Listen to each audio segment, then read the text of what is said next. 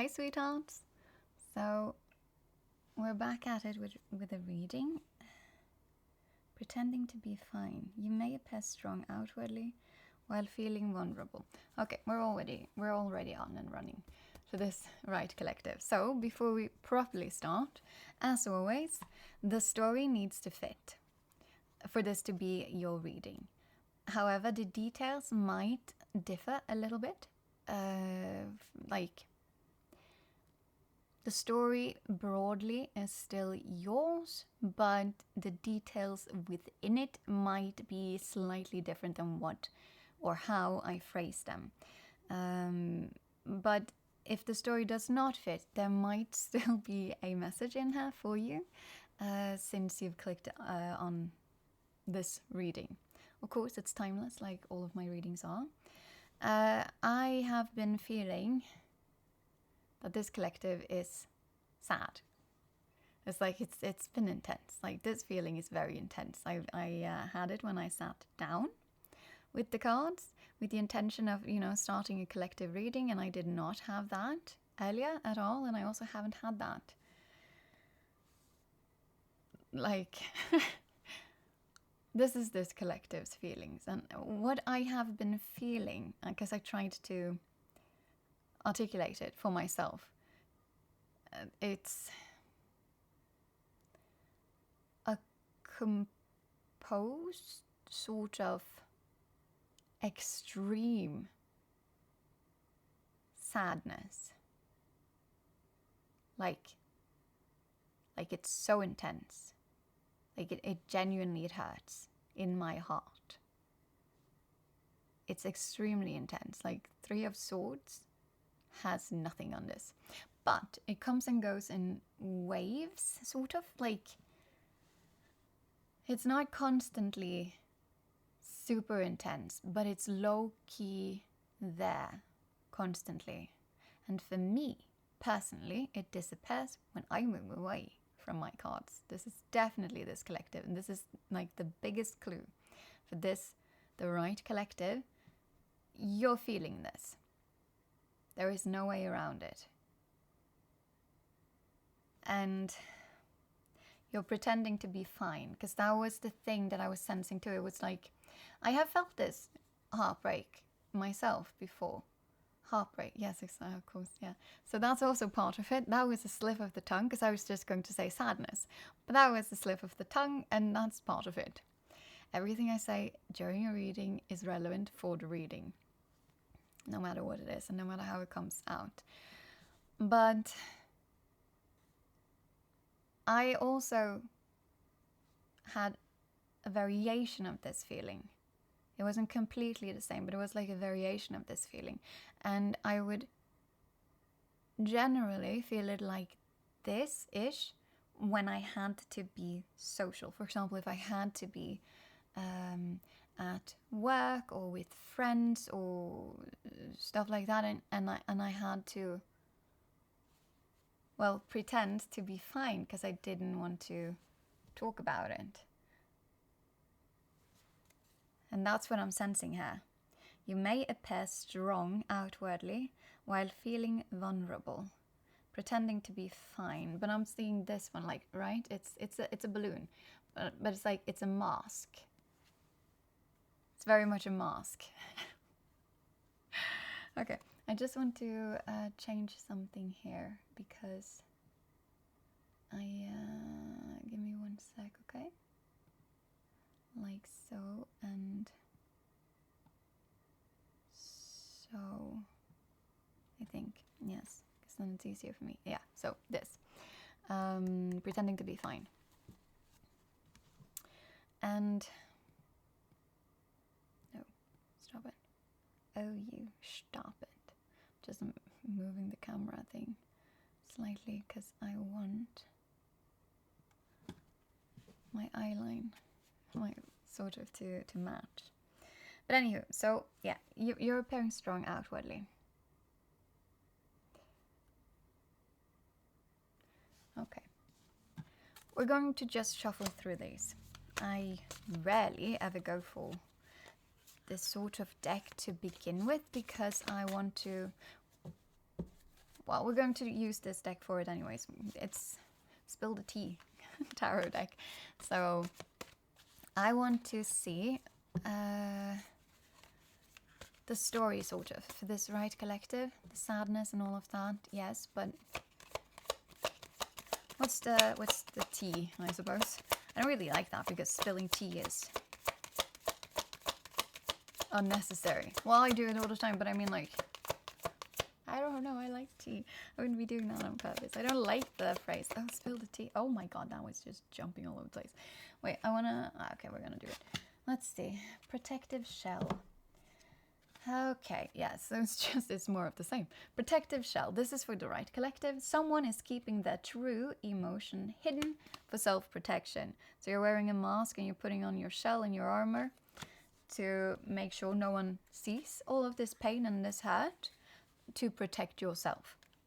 Or like, not feel so vulnerable. Oh, whoa, that one jumped out too. And you're two-faced. Someone is friendly yet deceitful. That's not what I'm seeing. Is the mask again. Like, you're presenting one thing and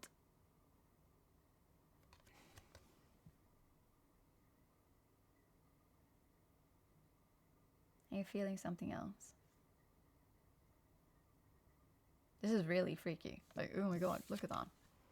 Can you see that one? Like, look at that mask and then the rabbit in the mirror. It's like, ooh. Protective shell, two-faced. I'm gonna put them here. Let's see if something else pops out. Ooh, whoa, whoa, whoa. Okay, like that just landed on top of both of them. And mind games. Okay, so emotional manipulation. No, emotional interactions involve controlled manipulation.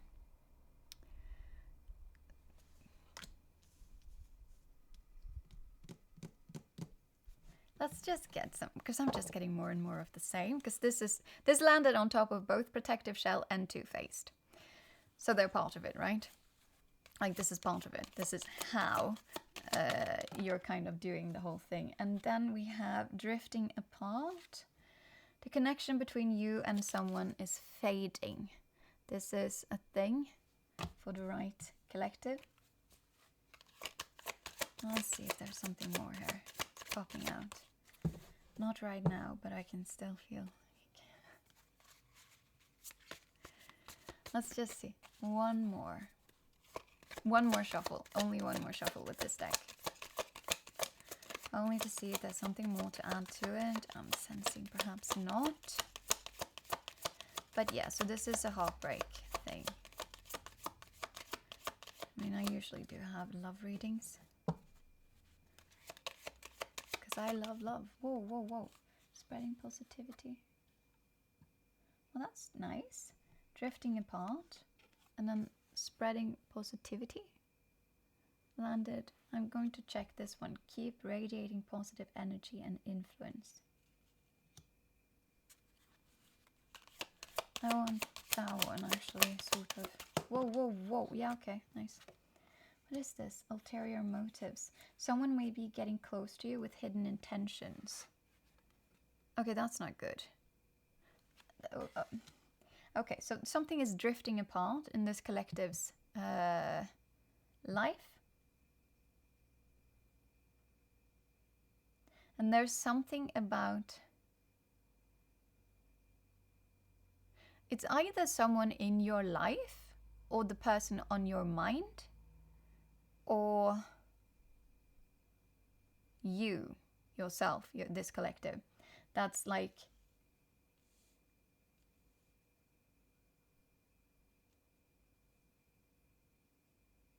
drifting apart and spreading positivity with ulterior motives. Like, there's a connection that is drifting. Okay, so the thing is that I wish I had an overhead as well for this so you could see how the cards land, because I read intuitively, meaning everything actually plays into my readings, absolutely everything. And so we have two groups of cards there now, and one of them is this collective. You're wearing your protective shell and you're showing one face outwardly, and there's something else inside. But then there's also the mind games, emotional interactions involved controlled manipulation. I'm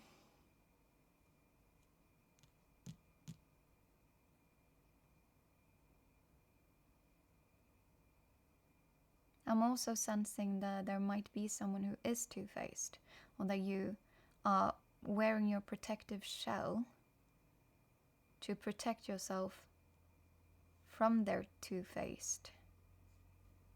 Someone is friendly yet deceitful.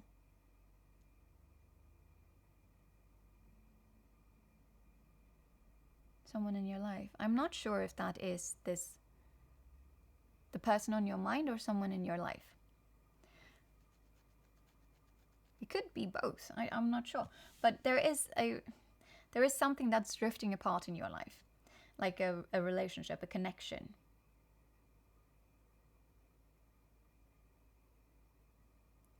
And there is something about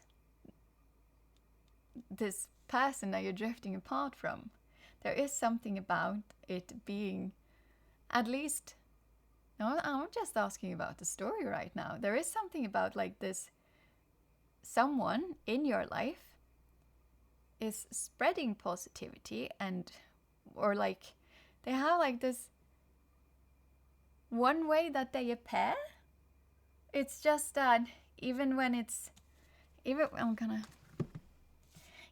what they are doing is positive, it comes with an ulterior motive, sort of, which makes it very two-faced.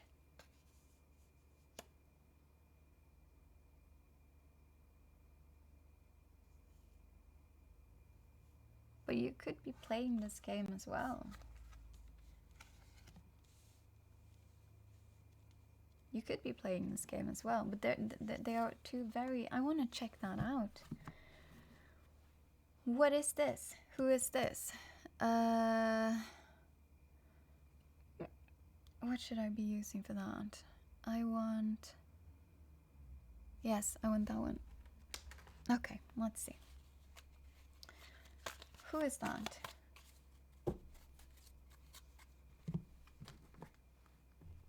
In this right collective's life, who is this individual? I'm also sensing my tiny black cards for some reason, so maybe we should do that too. But I'm also using the other ones. I'm going for these first here.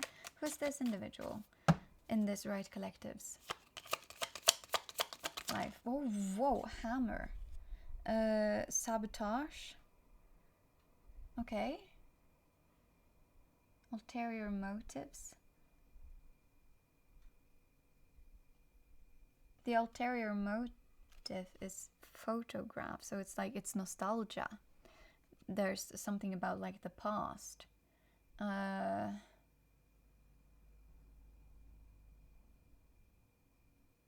it's something about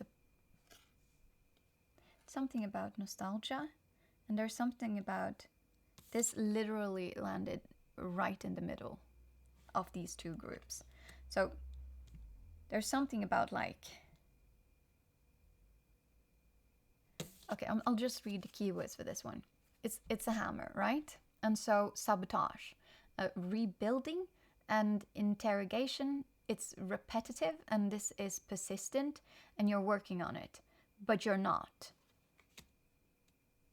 because you are wearing your protective shell.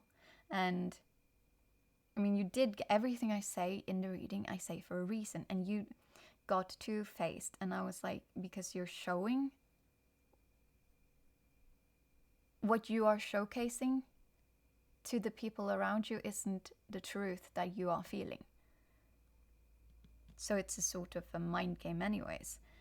And then this other person is also, because you're drifting apart, and so they are also two-faced, because they're like, again, with the whole like something, there's like positive and whatnot, and but there's ulterior motives with it, and it has to do with, and these literally fell out together. So it's about like,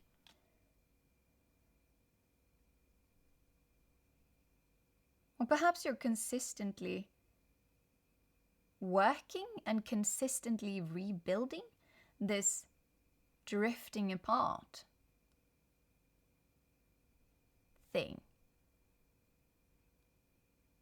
And so the ulterior motive is to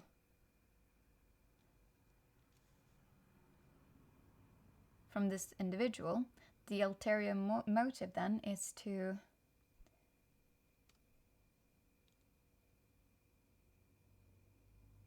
I'm gonna read this, the keywords as well. I didn't feel like doing it, but it keeps, so I'll read them. The keywords for photography. For me, it's nostalgia. It's looking to the past, right? But what it is saying is looking at your photos, missing you, nostalgia, and make new memories. But it's based on the past, right? I would say that this is a long-standing energy. Like, it's not new. You didn't meet this person out on the town for this right collective. You didn't meet this person out on the town and then you had like, I don't know, a romance for a month or something like that. And now it's like sudden upheaval and intense heartbreak and all of that. It's like, this is more long-standing because again, like, it's persistent, it's repetitive. It's sabotage and rebuild. It's like breakdown, and then we'll just put it all together again. Breakdown, put it all back together again. And there's interrogation, and it's like, this is very consistent. Like, this is something that has existed in your life for a while. That's the story here. And you're constantly rebuilding it, and you're constantly wrecking it, and you're constantly going back to rebuilding it and wrecking it and building it and wrecking it. This is a cycle. This is very much a cycle. And all of this positivity thing then, because you're drifting apart. Yeah, okay, this isn't unusual. This is absolutely not unusual. Okay, so if you are in a push-pull dynamic loop thing, what will you, you can actually check this out. This is very interesting. I noticed it relatively quickly. A past relationship that I had, a very long standing, and I noticed it extremely quickly that we kind of compensated for one another. And at the time, I did not know that was kind of like not necessarily a healthy sign, because it was like this emotional loop that we got caught in. But for example, if they were in we both did this, and I'm guessing you both do it as well here. But it was kind of like when this came in, the whole like feeling drifting apart or like something like that, the other party would come in and massively overcompensate. It's almost like, I want to almost say love bombing, but it wasn't what it was, but it was. And it was motivated by fear of change. So firstly, it didn't showcase actual change that would be put into place. Of course it didn't, because the motivation for this, like the whole like positive change, sort of, like however that looks like for this right collective in your thing, like it's just like it could simply be promises, or it could simply be being more attentive to you and your needs, or being more present, being like it's just like it's positive change. It's positive change. However, it came from ulterior motives, and the ulterior motive is, if it's an ulterior motive, it means it's not an internal change that has happened, right? Because it's motivated by the fear of losing something or the hope of gaining something. So it doesn't actually stem from actual change that has happened within you and yourself. And that motivation is based on the past for this right collective. So it's based on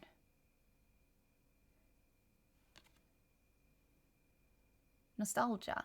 I'm really sensing that whole missing you, thing strongly. It's but not like in, almost like in a guilty or guilting sort of way. It's like, oh, I miss so much how we used to be. I miss so much who we were. I miss so much. And I'm so sure we can get there again, because then it's like this loop, right? It's the whole, like, it's sabotaging, and then we're rebuilding it, and then we're sabotaging it, and then we're rebuilding and sabotaging, rebuilding, sabotage, rebuild. It's a beautiful loop of nothingness. Because again, it doesn't actually, it's not actually doing anything.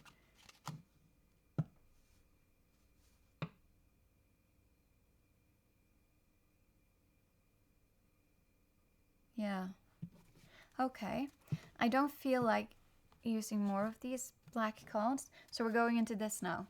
Not sure why or how, but we're doing it anyways. So let's see, what do you guys have to add?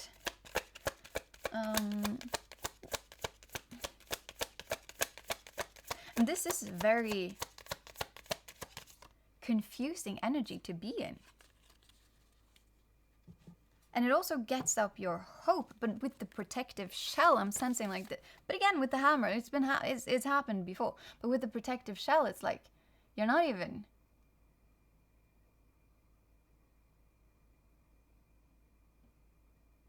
Oh, but you are presenting it as if. I think. I was going to say you're not even feeling safe. And it's almost as if I've seen this before. This is either unconsciously or consciously. It's like I've seen this pattern before. We've gone through it before. But I don't trust it. Or rather, and therefore, I don't actually trust it. So I can't take off my armor. In fact, I need to brace myself, because my body recognizes this loop no matter what my mind does. So your body is sort of preparing you for the inevitable of however this usually goes with you and this person.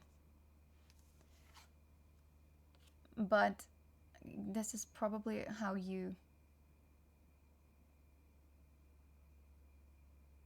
I wanted to say, like, look at this person. But it's also you. It's also like the two-faced one. And with the mind games and all of that.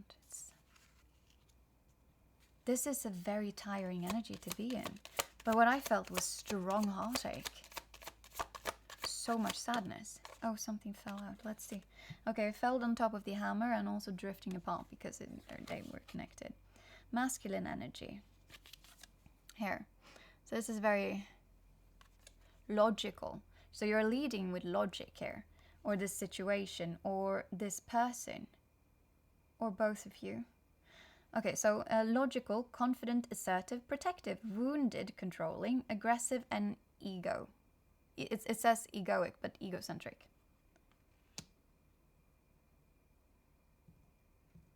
No, egoic. We're going to go with that, but aggressive and wounded, controlling.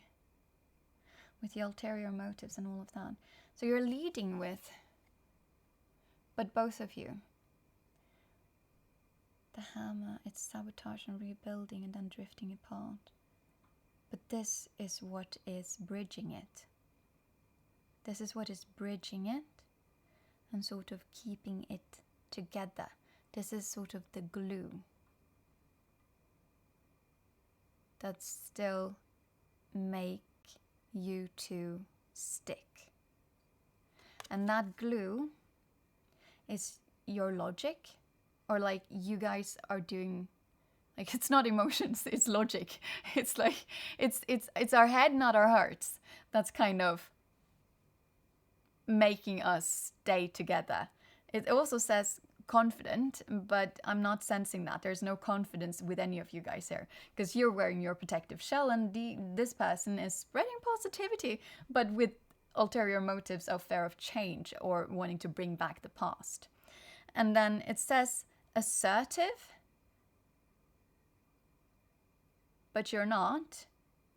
Because if you were assertive, you would be putting forth your truth. from current here and now today. And you're not, because you're wearing your protective shell, and also there's the whole two-faced dynamic going on here and mind games. And again, with the spreading positivity with the ulterior motives, like that's not being assertive. It's wounded control.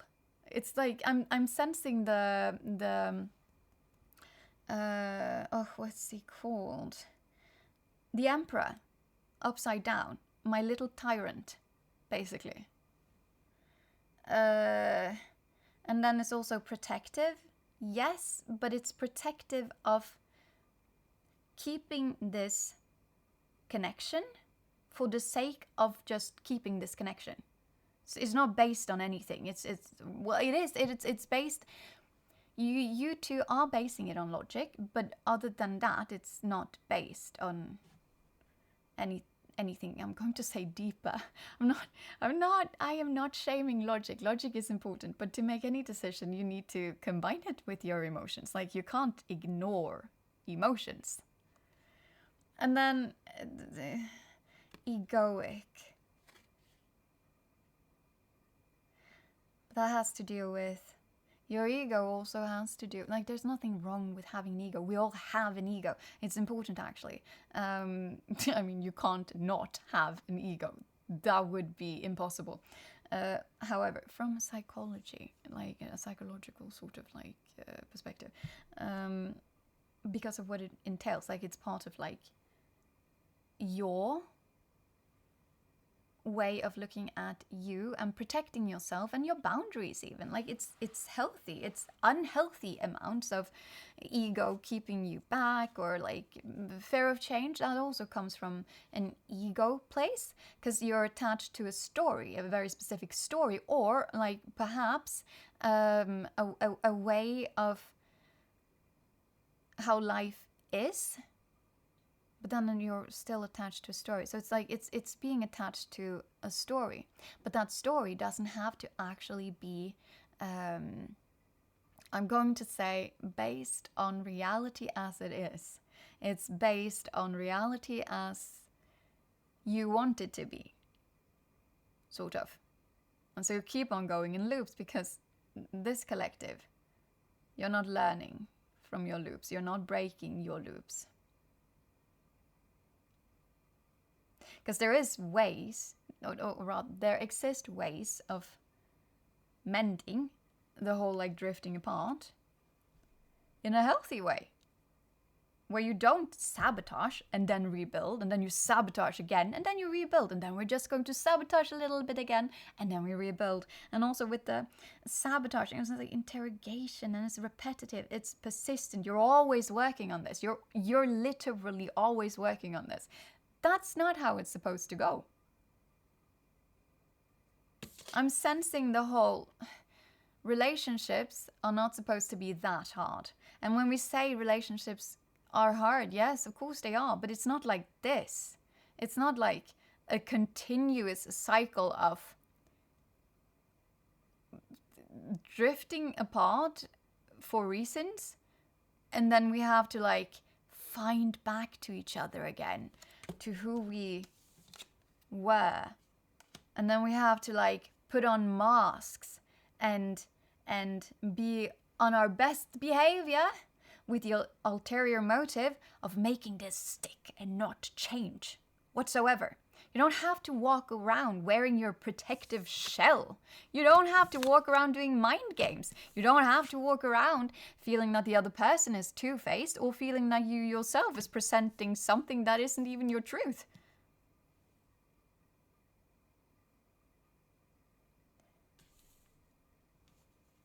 That's not love. And that's not how relationships are hard. Relationships are hard because, I'm going to say that, it's part of it at least. Like, relationships are hard because they are an arena for us to grow, actually. But properly grow. This is not growth. You're literally in a circle. You're like, yes, I know that we did this 6 months ago as well, but you know what? We have nothing better to do. So let's just repeat that, because that was so fun the first 12 times. No! It's not. Let's just see if these cards have anything more to add to it. I'm really sensing that one. So I'm gonna shuffle through these once more, and then I'm heading over to a deck that I rarely ever use. I have no idea what the cards are. I've used it a couple of times. It was good. I just never feel pulled to it. Is there anything else you want to add to this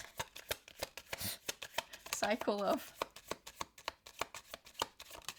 amazingness? Yes, there was actually one more card, and it landed, right on top of masculine energy and your hammer of constant cycle of sabotage, rebuild, sabotage, rebuild, sabotage, rebuild, sabotage, rebuild.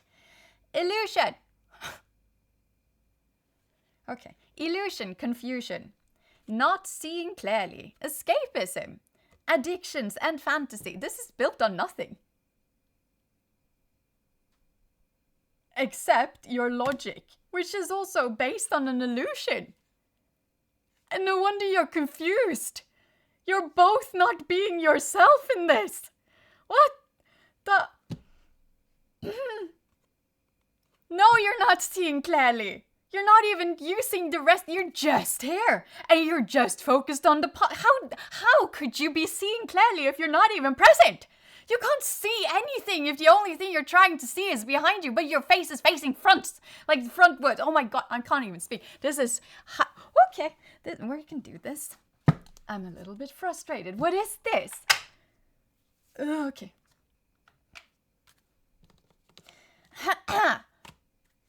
I'm okay.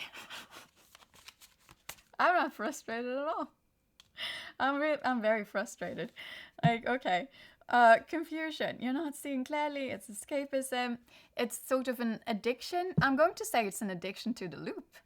It's an addiction. It's your nervous system being addicted to the drama, and you're also, which can be fixed. Like that can be fixed, and it will feel uncomfortable for you. This right collective, it will feel very uncomfortable for you when you breach out of that and your nervous system just relaxes. You're just going to be all like, what now? Like, where can I go and find my high, sort of? You should be... I'm going to say... Did I say if or did I say when? Because I'm for now I'm sticking with the if, because, you know.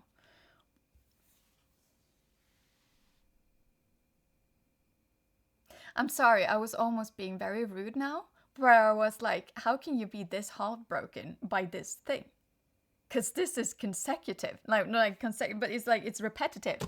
It's like, this is what you do. And the heartbreak that I was feeling was intense. This you should be sanitized towards. This you shouldn't. This should be more like, this is how we do it. This is how we roll. I'm sensing this song, but I can't really remember it. But it's something about like, it's how we roll, sort of, you know? This is your relationship. This is just how you do stuff.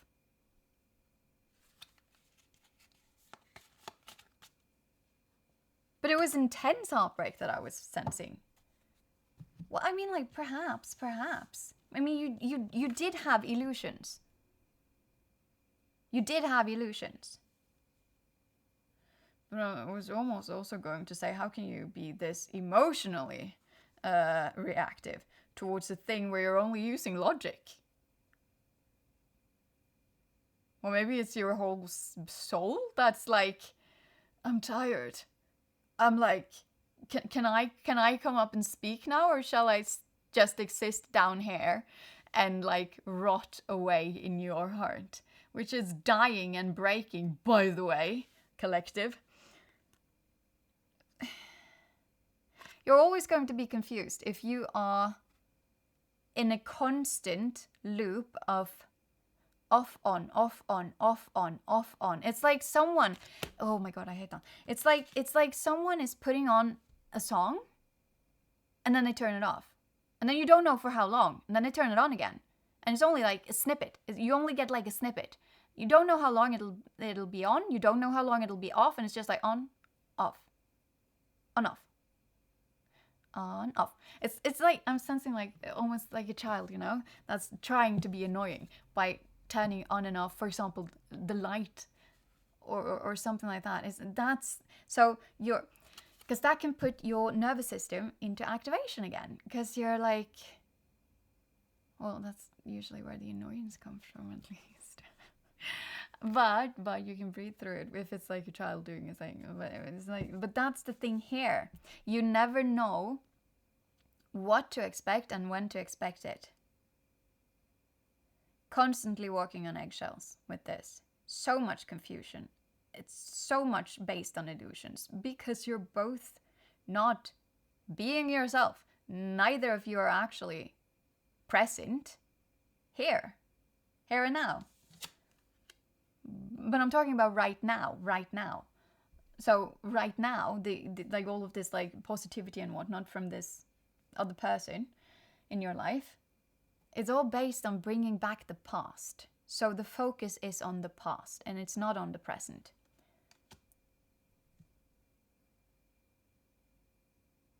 And also with the logic, it's like, this isn't great. Okay, but then we have like these. I just want to see what they wanted to add to it, okay? And then, let's see what we can do to try and help you. This right collective. Okay, so what do we have here? Whoa, okay, nice. The internal warden, and then, so this one dropped on top of illusion and confusion, and of course the hammer, and then slightly almost on the masculine yang. But I do need the book for this, wherever that is. Oh yeah, here it is. It's called The Midnight Oracle. Really cute. And this was one of the last one, 46. Let's see. Okay, so the internal warden. And it says unleashed power, protection through fear, and confronting inner demons. This card signifies the raw force of primal energy, urging control and focus over destructive instincts.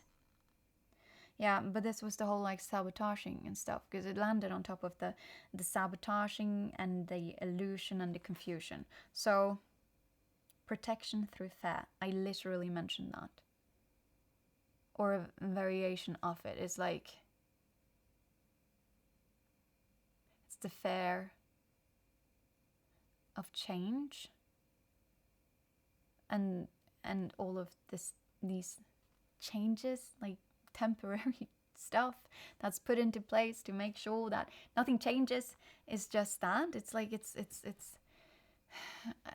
is a sort of power game.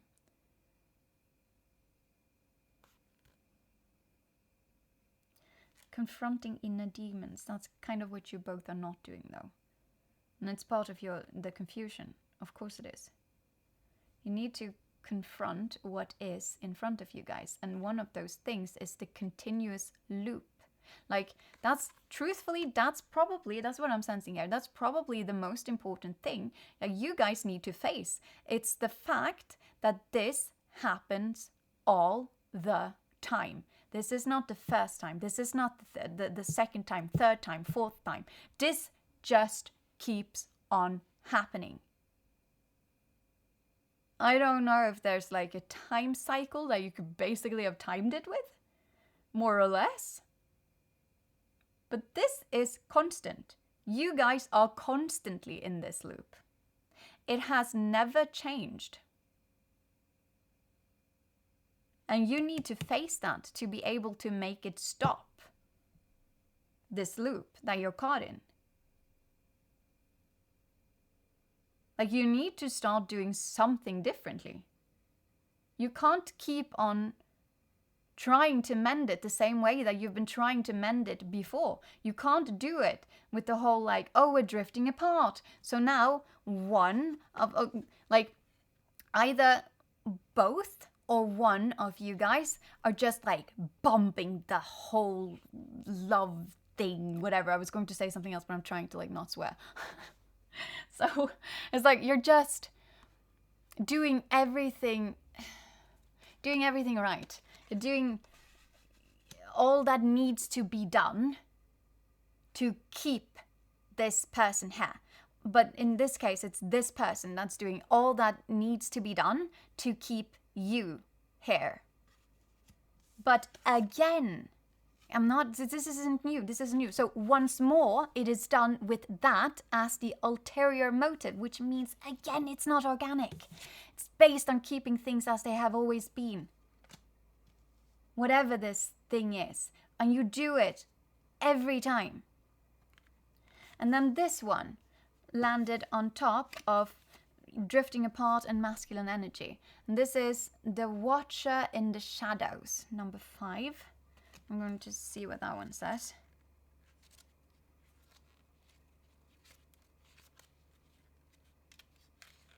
So, a silent observer. You possess the wisdom to see what others miss. Trust your intuition as you navigate uncertain paths. Because none of you guys are listening to your intuition. You know what's going on, both of you guys. Because you've been going through this cycle so many times, you both know it, in and out. That's why you're protective. That's why your body is bracing itself. Because it's like, yeah, we've been through this like 50 times before. We know what's going on. I'm going to keep my shell on. My armor is dipped up in shape. I've polished it even because this special occasion that I get to take it out for once more. Best investment ever because I get to use it all the time. That's not amazing. Okay, so firstly, you need to face the fact that this happens all the time. Both of you. You need to do that. And you both also know it. Like, you know it. Both of you guys know this. You know what's going on. You know why you're, like, this individual knows why they are doing this extra thing. It's because they don't want you to drift apart. Like, you should not be drifting away from them, right? But again, like, you have been doing the same thing at some point, because this is never just one party that does it. It's both. When the other one is sort of pulling back, you'll pull them straight back in and you will use whatever means you need to do that. And if you sit down and you genuinely listen to yourself and your body and your whatnot, then you know that that's also what's going on. Like, you know it. I want to see if there's anything more before we put this deck away. Anything more to add to this situation at all, or whatever, like guiding tips, whatever. We actually got one card. Let's just see. And we got one more. Just want to see so that I can put it away. Yes, nice. Nice. Okay, so first card that dropped was on top of, you know, the Watcher, masculine energy, illusion, the hammer, and also the other, like the internal warden, and that was number 35. So the guardian flame, was that what it said? Yes, the guardian flame. Let's just see, number 35. Let's see. Here, power. Wait 1 second. Power, protection, and transformation. This card symbolizes a forceful guardian presence, guiding and defending against darkness. It represents, wait 1 second, a burning passion that drives purpose and enlightenment. Yeah, but what I'm genuinely sensing here is that this is what you need.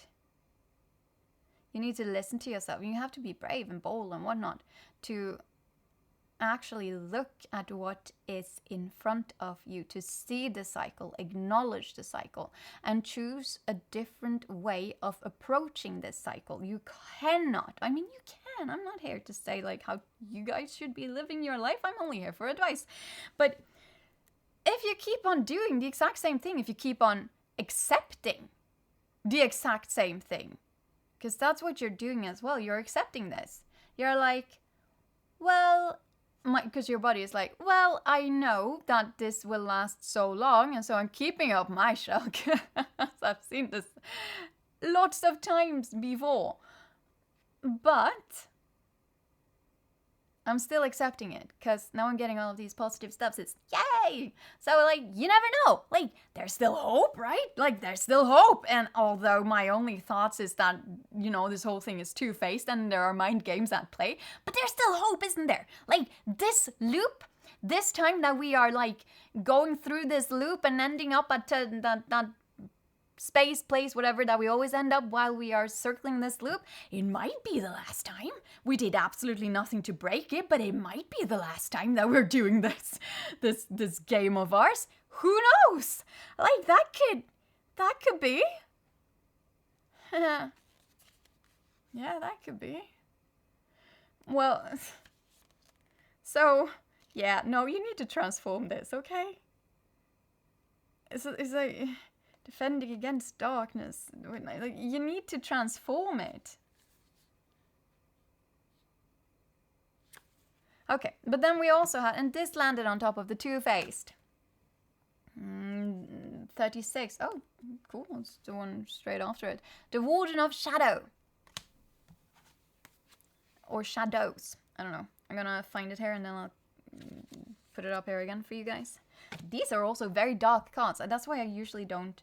They're gorgeous, but they're like Halloween. And that's what I feel. Like, they're like, I would bring them out for Halloween. Because they're gorgeous. Oh, I'm sensing I would be using those cards, actually. That's what I was... Yes, they are gorgeous, but, like, look at that.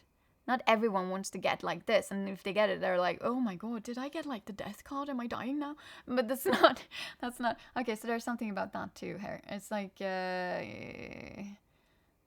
some low-key anxiety. Well, that would make sense, because all of this actually does add up to that. If you're afraid of change, then you're afraid of... Like, you have some sort of anxiety towards it. I'm not saying you have the... Firstly, I could not give you the diagnosis of anxiety. And even if I could, I wouldn't be doing it here on a video of, like, a card reading. No.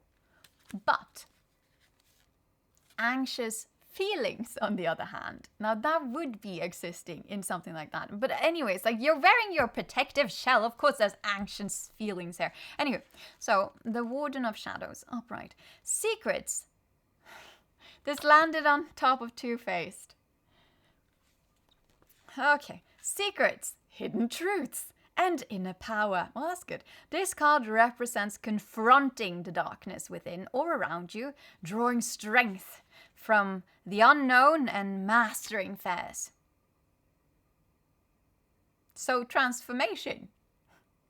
But it's also, this is how you get to get out of your two-faced energy. And this is how you also get to sort of end this cycle of mind games and ulterior motives, mind games and two-facedness, mind games and needing to walk on eggshells, mind games and needing to wear your latest protective armor, probably bought from some fashionable store of this is how we protect ourselves from working on our trauma. Gorgeous 2026 model. It'll last you the entire year, maybe. I'm sorry, these are very bad jokes. I'm trying to joke. I can't help that. But, yeah, that's... Drawing strength from the unknown and mastering your fears. Well, you both have to do it. If you don't wish to be stuck in this, you're both going to have to do that. You know? This was left unfinished. So you always leave this unfinished. You always leave this unfinished.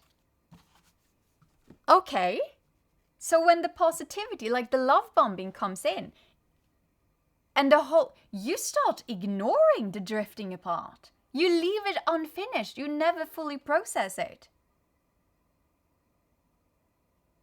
Well, no wonder you're always wearing, like, protective shell and you're in, like, this two-faced energy, both of you then, because you're never confronting your relationship, your cycles, your anything. You're just keeping it up.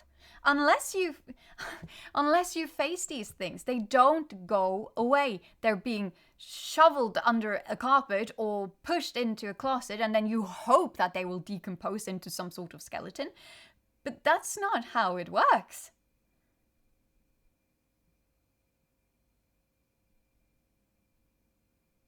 This isn't good. You would be feeling low-key heartbreak the entire time if that heartbreak is connected to this. Yes. A low-key constant draining of your life essence. Of your... I was going to say something else, but it was sanity that came to my mind. A low-key constant draining of your sanity is what came to my mind, or my mouth rather. Because I was going to say like serenity or peace, you know. I just want to see if there's something more here. Is there anything more? No, there was nothing more to add from this deck. Okay. Well, you don't belong there. Yeah, it doesn't matter. I'll put you over here then. Okay. To be honest, this is kind of what it is. You need to face it. You need to stop walking around this issue, and you need to stop closing your eyes for the fact that there exists this loop.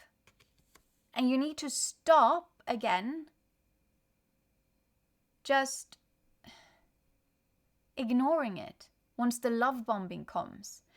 Once the very positive, like, I'm doing this, okay, for anyone who's not listening, but like, it's quotation marks, like this very positive quotation mark change that is being put into place right now by the person in your life, okay? But this will also be you. Like, this is a dynamic you two have. This is how you two work. This is sabotaging and rebuilding. And then we sabotage again, and then we rebuild. And the sabotage thing, that could be basically anything. It could be like, it could be something, again, in quotation marks, small, or it could be something big, again, in quotation mark. Nothing is, well, maybe, but for me, it's more like, situations just are. So,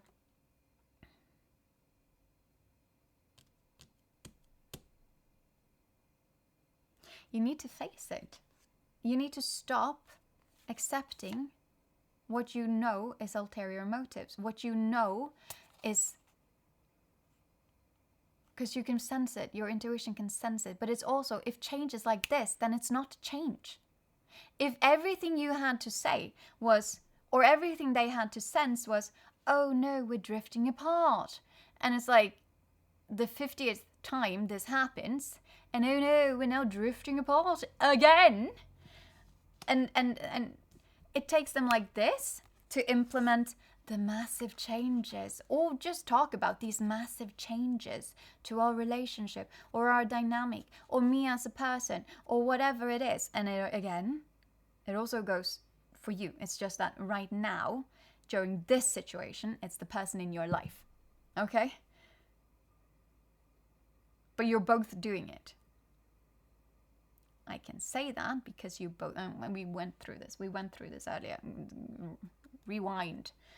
But you need to stop accepting what you already know isn't true change. Change doesn't happen that quickly. Now, that does not mean that change cannot happen. Of course it can. And of course, it's if it's internally motivated, but it cannot be internally motivated if it comes as a solution, again, quotation mark, during a crisis. It can't be a more long-lasting, oh, hey, I want to improve for my own sake. Oh, hey, I want to make these changes for my own sake. Like, it can't come from that because it's coming in a period of anxious panic towards what the future might hold, towards change. It doesn't happen that quickly. It cannot happen that quickly. That's not change. That's, I had the word, like crisis management. That's what that is. And you can't stay in crisis management mode until forever. It's not possible because it's literally putting on a mask. Or putting on a show is what's coming to my mind. I've never, ever, ever talked about it like that before, but that's what's coming to my mind. It's putting on a show. It's temporary. It's not based on anything deep, and so you're not getting deep change. But for you, I'm not saying that, oh, this is a bad relationship or whatnot. I don't know. That's like, you would know that better than me, because as the cards are telling you, you're supposed to be listening to your intuition. And you're not. You're just listening to your head, your anxiety, and your logic. Again, quotation mark. There's lots of that here. But that's because I think you're also tricking yourself. I think you're like, both of you guys, though. Both of you. I'm not saying either of you guys are like bad people. Why would I? You're not. Most people are just people. We're all doing the best we can in the situation that we're in, and with the information and knowledge that we hold at that current time or whatnot in life, and all of that. And, or rather, but, and this is the weird thing. When you're using all of this logic, right, to hold on to the past, you are not leading with logic at all. You're not even leading with your brain.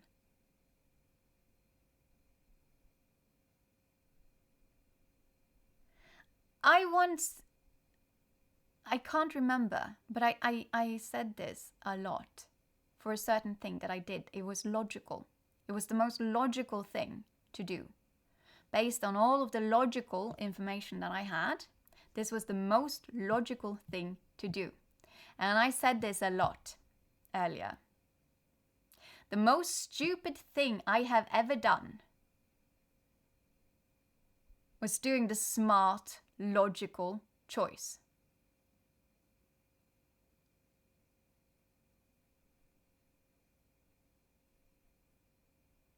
And I have not thought about that for ages.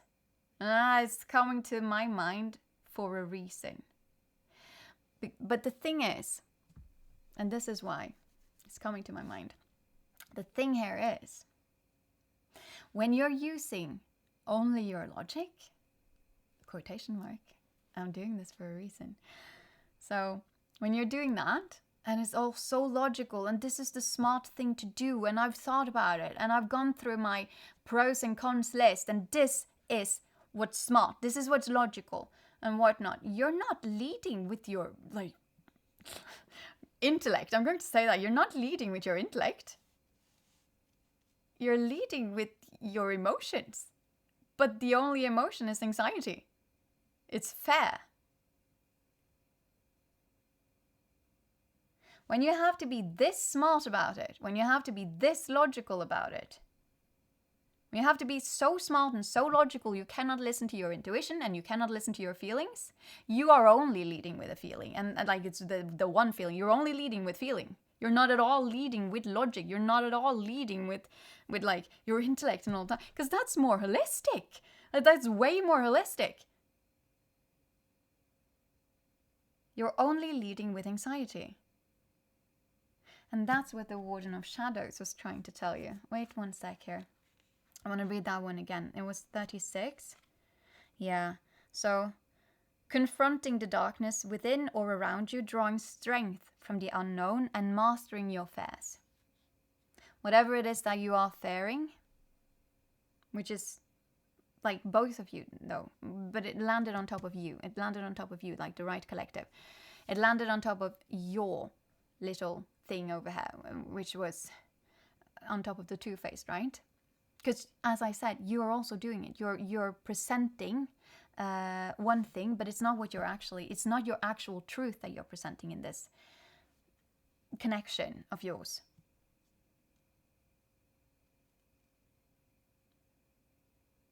You've hidden that away. behind your protective shell, that is also protecting you from all of the things that you are fearing, which is your truth, your intuition, the fact that you know all of this. I'm not giving you any information that you don't know. This is resonating. With the right collective, this is resonating. And it's resonating because you already know. You've already thought it, or you've already seen it, or you but it might have been like this, and then you pushed it away. And then you were like, protective shell, on, engage, you know?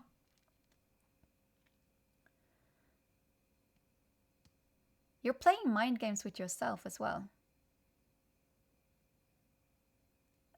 Because you're telling yourself this is so logical. You're telling yourself that this is so.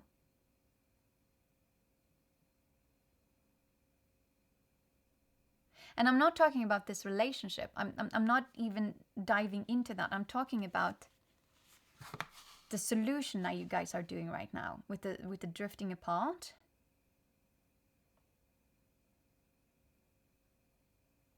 Well, it might be the relationship. Or it's not the relationship, it's more like the dynamic as it is. But the relationship, of course, maybe. But this doesn't have to be like that. Relationships are not supposed to be like this even. There is absolutely no peace here for neither of you guys. You guys are on a constant high of anxiety, of drama, of a drama loop. And then you get the high of the, okay. I've actually talked about this before.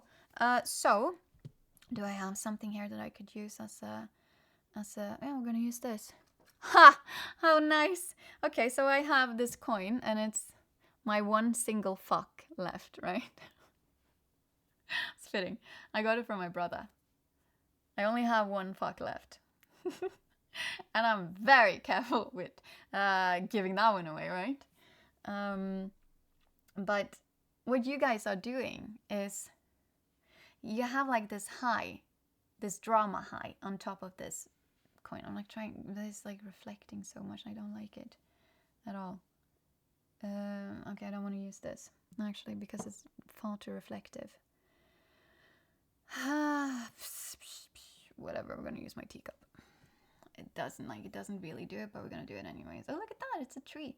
Well, I actually knew, but at the same time I forgot until I saw it, and I was like, this is gorgeous. And then you have like two bats set too. Oh, that's so nice. Anyway, so you have like this, we're gonna go in a circle. So you have like this high up here. This is when your drama, because that's what this is. Like this is drama. This is just drama. And then, this is also for your nervous system, by the way. So then you have like this top, this high, this like explosion kind of. And you guys do this all the time. So you have like this top point where you explode. But this explosion part, this is when the other party, either you or them, right now it's them, but you know, it could be you too. That's when you're like, oh no. This is truthfully, we're actually drifting apart here. Can't do that. And instead of, you know, like making some actual change. I like that it was the tree. Instead of making actual, you can't even see it here. I love this. Okay, instead of making actual changes to the roots, and there are no roots here. Like you probably have. I'm just saying, like, you want to go and like make the whole tree healthy, right? But instead of doing that, you are, both of you guys, when it's your turn, like not right now, it's this person, but at other times it has been you. So when you end up in that situation, you go downwards. Like, okay, so we're going down on the like intense drama thing because we're trying to simmer it down because it's boiling over here like a volcano. But we don't want that. So now we start doing as the other person wants us to do. Like whatever that is, we'll implement it. And then stuff simmers down, down, down, down, down. But the problem is the ulterior motives. They are still there.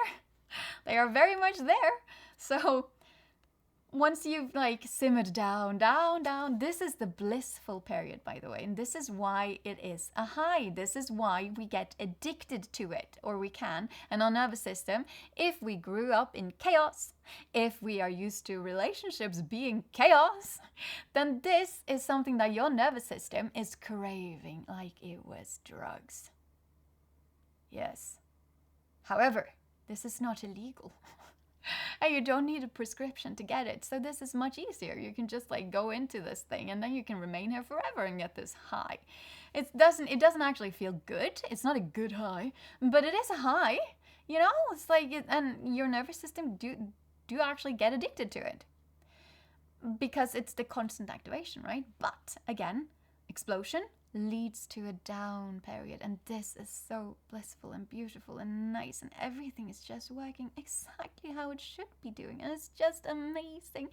But the issue here is, of course, the ulterior motive. So the person that's experiencing it, but again, you've been through this so many times, both of you guys. So both of you guys actually know about this. You know, both of you guys know about the ulterior motives. Who cares? Your nervous system is getting the high that it needs. So, you know, you're both enabling that addiction with and for each other. But it's not like I'm addicted to you and I'm addicted to, It's literally, I'm addicted to the drama of the explosion because it's giving me peace. I'm actually getting that blissful thing. For a while, at least, while this simmers down. But it's not actual change. It's not actual change. And so what happens when it's like you get down to the bottom of this thing? Well, if it could have been like, okay, let's go down and fix the roots now. Like we've simmered it down.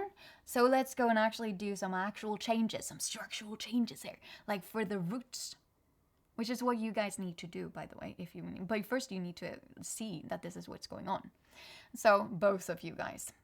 But instead, what happens when you're caught in the drama loop is that now the person who has been doing this thing is so exhausted by doing this thing, because putting on this show, because it's not real. It's like they can be so exhausted by all of these things that they've had to do, and like now they deserve something back or whatever. It's just like, it's not actual change. So it is also transactional in a way. No, it's not in a way. It is transactional.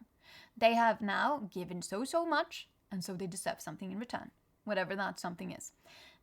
And it can be that, of course, but it can also be like this person that was experiencing all of the happy things that came from, you know, the spreading positivity with ulterior motives, that they are now sitting there, and this usually happens if not both people are addicted to this drama loop. But the thing is, if not both people are addicted to this drama loop, it also doesn't get to repeat itself for more than like maximum a couple of times. Because then the person who's not repeated to it sees the pattern and has to make a decision. Do I wish to remain in this pattern and enable it? Or do I wish to walk away from it? But, I mean, there are variations, but we're not going to get into that because it's not relevant for this collective. So, both of you guys are addicted to this. So it could also be the other person, though, who is receiving all the blissful positivity with ulterior motives, blah, blah, blah, who is then starting to, because again, you're addicted to this. So you're starting to anticipate, but also crave that high up here. Because it's like, oh, everything is going surprisingly well. I'm not sure about this. And this is not like a conscious thing. This is a subconscious thing, okay? I have plenty of examples I could be using here. But from my own life, I'm not sitting here and being almighty and whatnot. But what happens then is that now it starts building up again slowly. slowly, slowly, tiny little driplets of whatever it is, of drama that starts building, building, building, building, building up to a new fucking crescendo. And then the volcano explodes once more.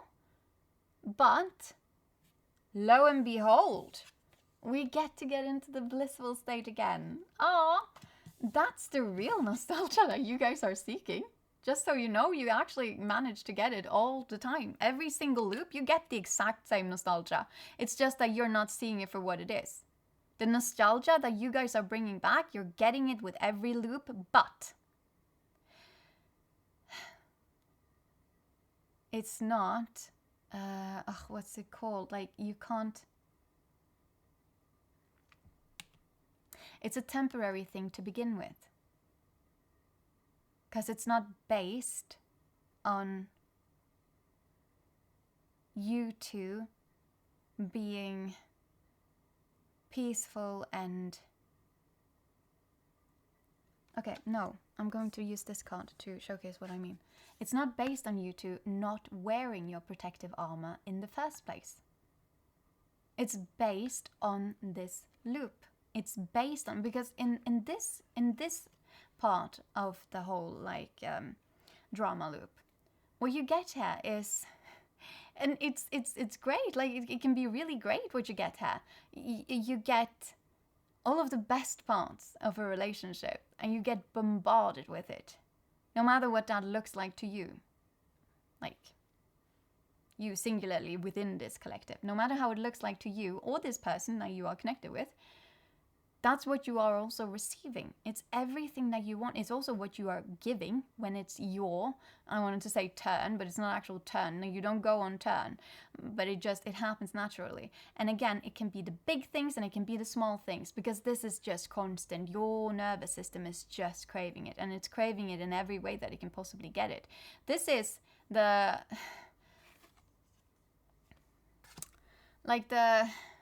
breakup and makeup. That's that thing, and this is a constant, you know. And if you and this collective wish to get out of this heartbreak, this constant heartbreak feeling, you need to start facing this. This can put you in constant heartbreak for years. It will also start...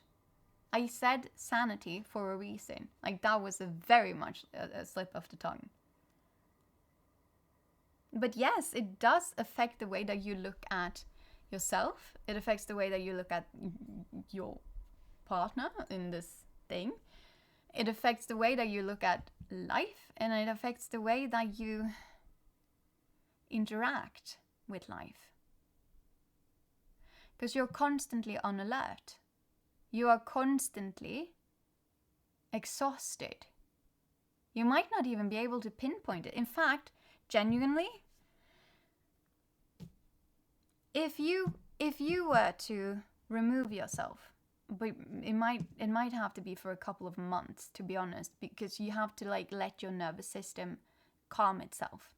But if you were to remove, I'm not saying forever here, okay? And this is a hypothetical. If you hypothetically removed yourself from this dynamic for however long it took for your nervous system to calm down, truthfully, and also, actually calm down and not panic in the peace and the calm, and being all like, okay, I need to fuck up something, because I need that high. I need that high. So it's basically, if you were on a detox, that's what I'm trying to say. If you had gone on a detox from this relationship, because that's what it is. This is a high. This is a drug, but this is a drama drug that you're caught up in. But also this other person, both of you guys, you're caught up in this drama drug.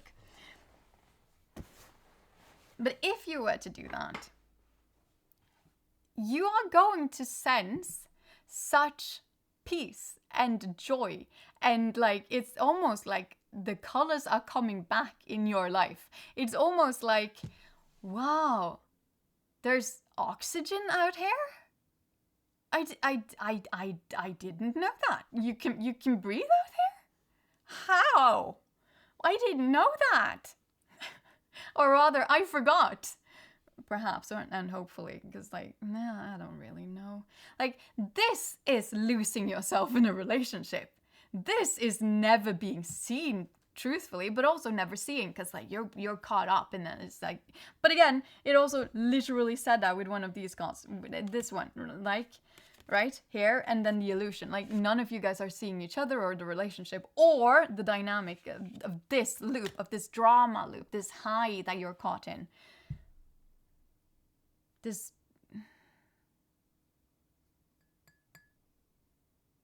isn't healthy.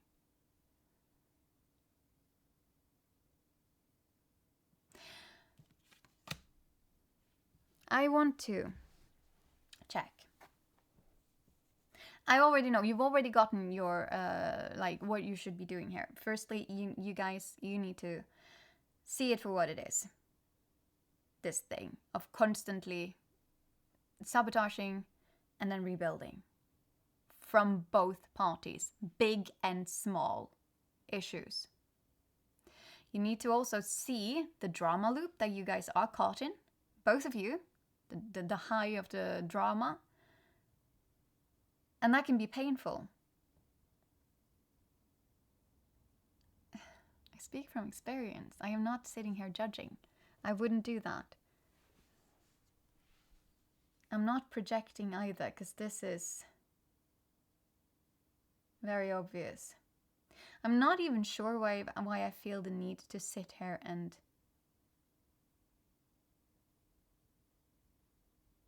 you're very defensive. Of course you are. This collective, you're very defensive. I don't think you like it when I say these things.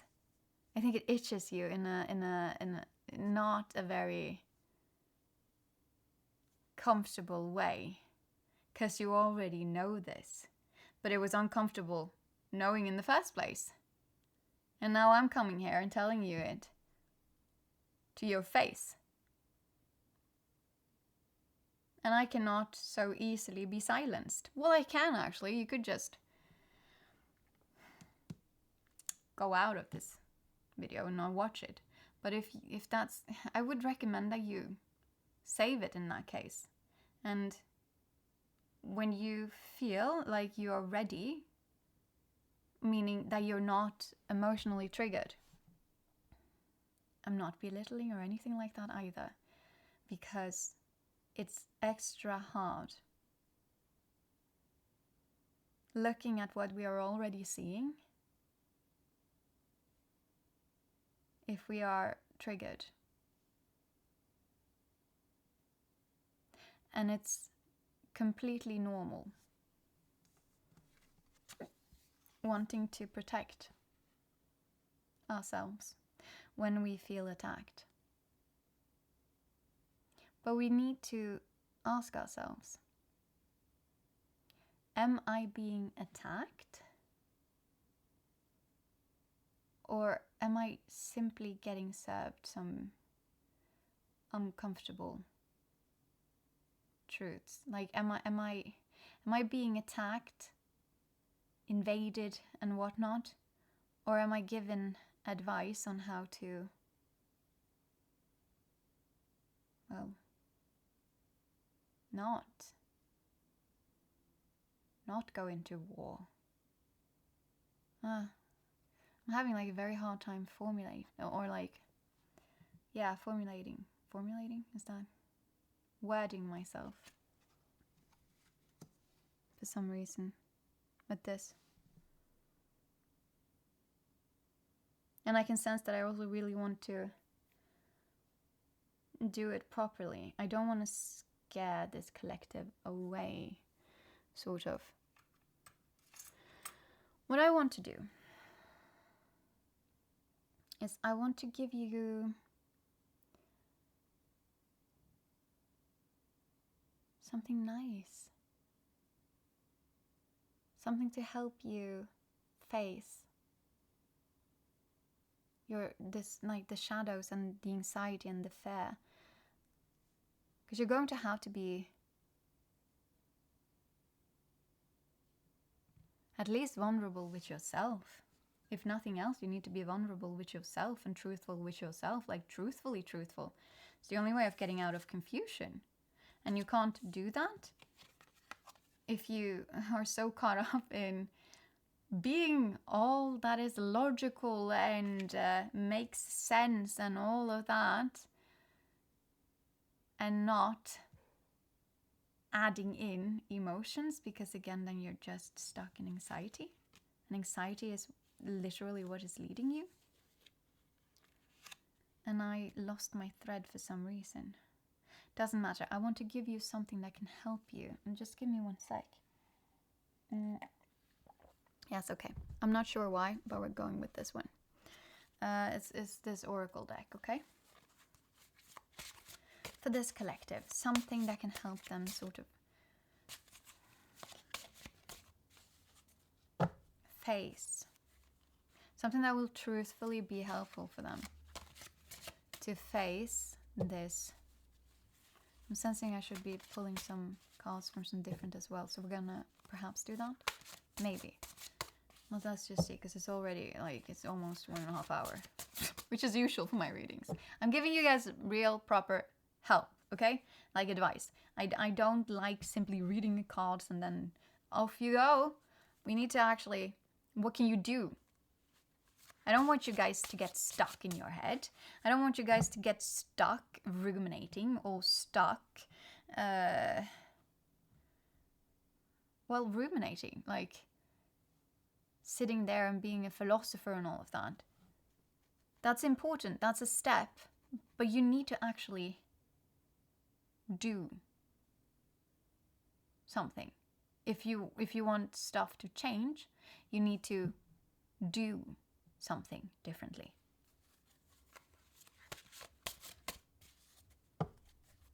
It's like when the loop appears, you change a variable with it. You don't act the same way. You don't accept the same thing. You set up.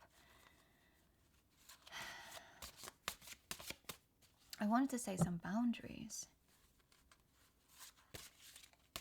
But that's not the thing here, because you have lots of boundaries. Like, you're wearing your protective shell. And this individual doing the same thing when it's their turn.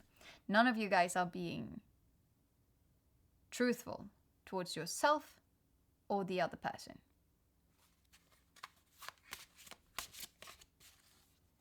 So you're both wearing your armor in this relationship. So you're constantly at war. But it's because you're addicted to this high, this drama loop. You're caught up in it. And it is addictive. And also, I'm hearing this. Also, what the way that this is often described is, no, we just have like this fiery, passionate, like makeup, breakup sort of dynamic going on. It just showcases all of our fire and all of our how much we belong together. And like, could anyone that you don't love make you this wound up, or like, I wanted to say like in your emotions, or like, I'm not sure, but that's a straw man thing. No, your relationship is supposed to be a sanctuary. If you feel exhausted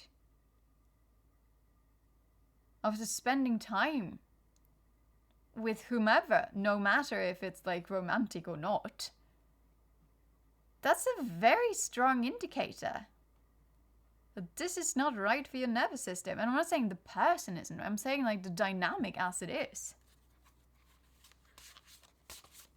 You don't need, if this was a true connection, I'm gonna say this, if this was a true connection, you would not be wearing your protective shell. You'd be taking it off. Your nervous system would start to relax. And it would be like, okay, you know what? This is marvelous. It's like floating in water that is just completely right tempered, right? Well, I'm not sure if anyone else loves that as much as I do, but I absolutely adore it. Like when you go to the pool, and if the water isn't, freezing, but it's also like in like the so-called cold pools, and you just lay down on your back and you float and then the ears are under the water, that is nirvana. Like there cannot be anything that is more relaxing than that. But that's like your nervous system just, in my case at least, that's like pure serenity. And I'm not saying relationships are like that constantly. Of course they are not. But they should actually be like that, and not just when the drama loop is like on its way down. And this was actually very good for that. Oh, amazing. So it's like not just when the drama loop is on its way down. You don't need the drama loop to experience it. 90% of your relationship should be good. Here, maybe you get 50. Maybe. Because of the whole like the circle thing. But honestly, I wouldn't know.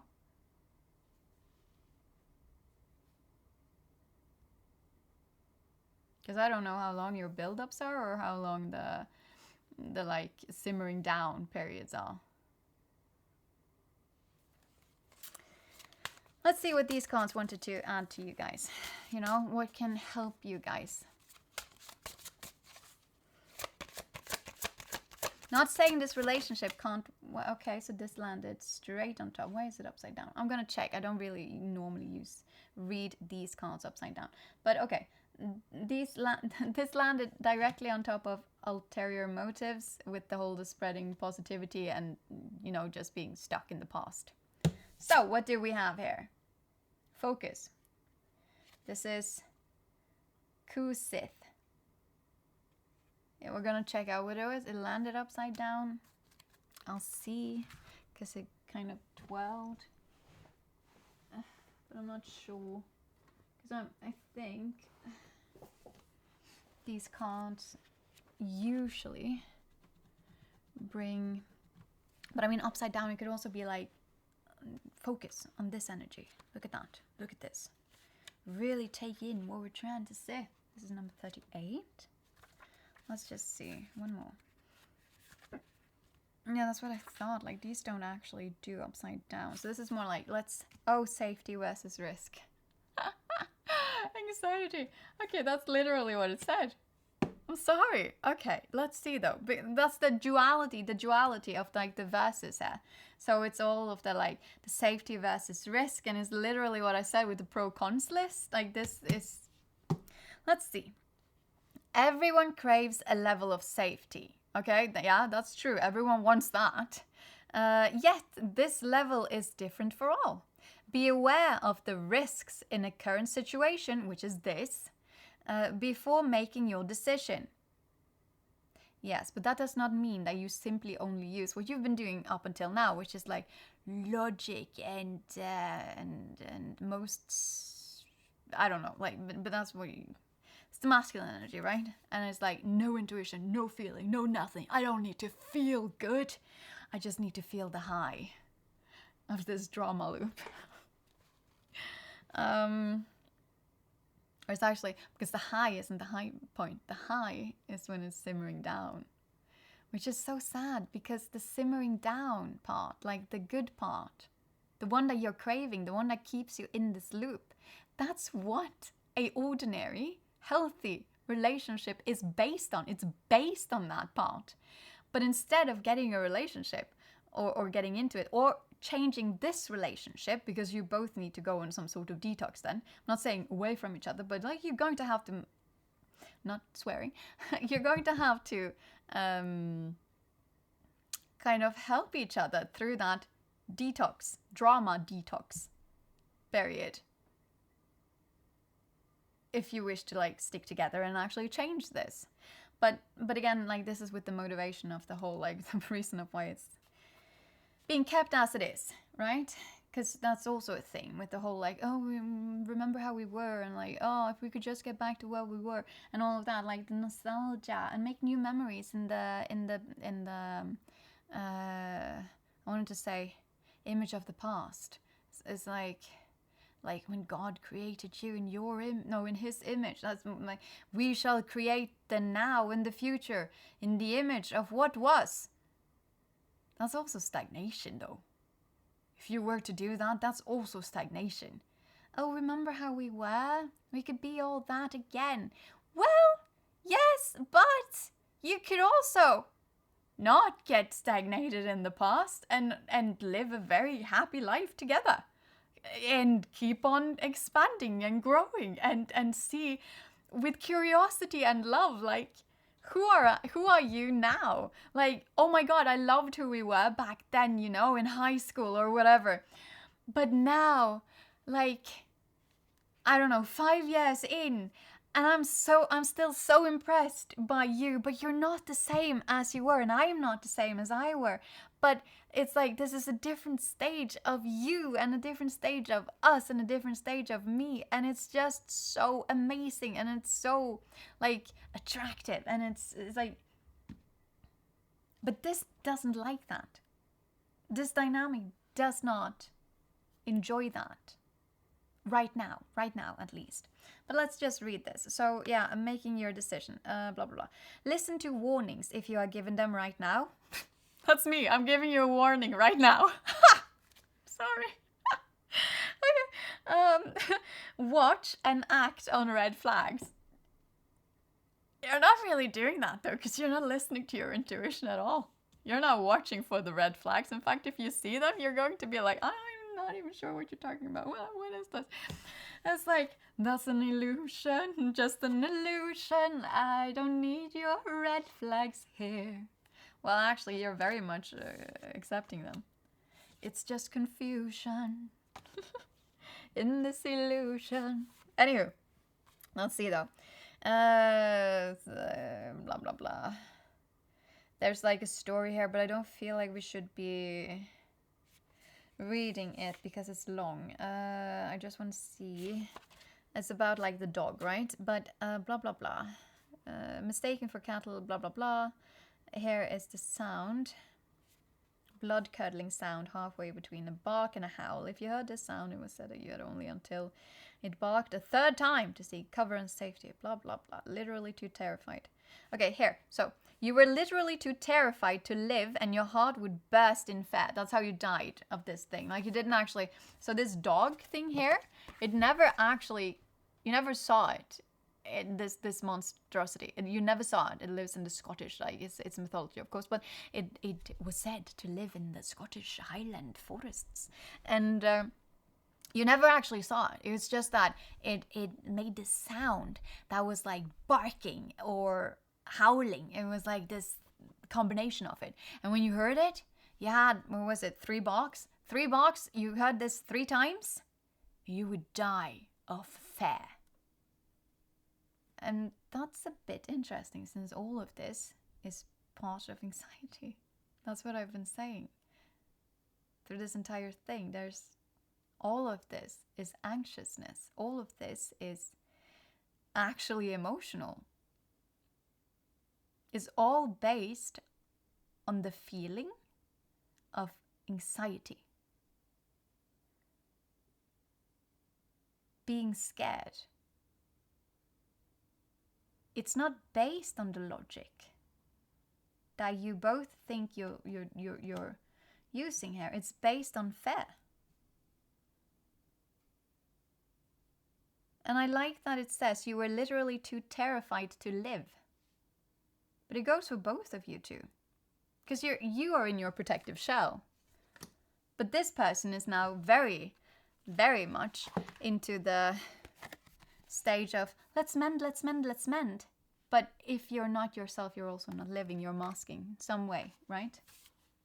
And if you're so caught up in finding back to the past, you're not living because you're not in the present.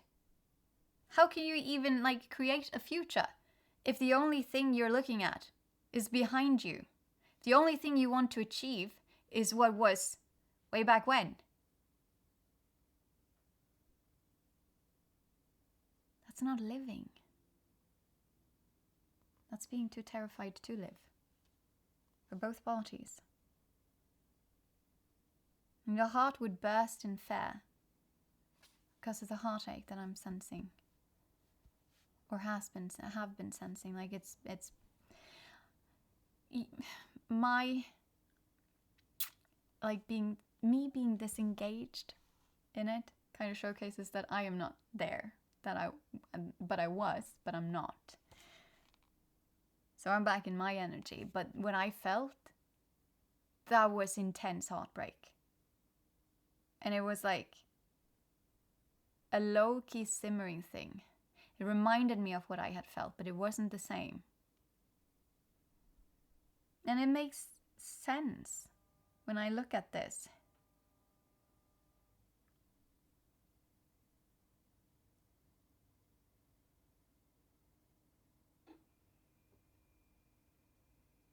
And I want to say, I'm not pointing fingers. This is not unusual to get stuck in. Many are stuck in this sort of relationship, and they get stuck until the day they die. Again, I'm going to look at this one and put it up here and be like, because they're too afraid to live. So they get stuck in it until the day they die. And yet, their heart bursts of fear, or in fear.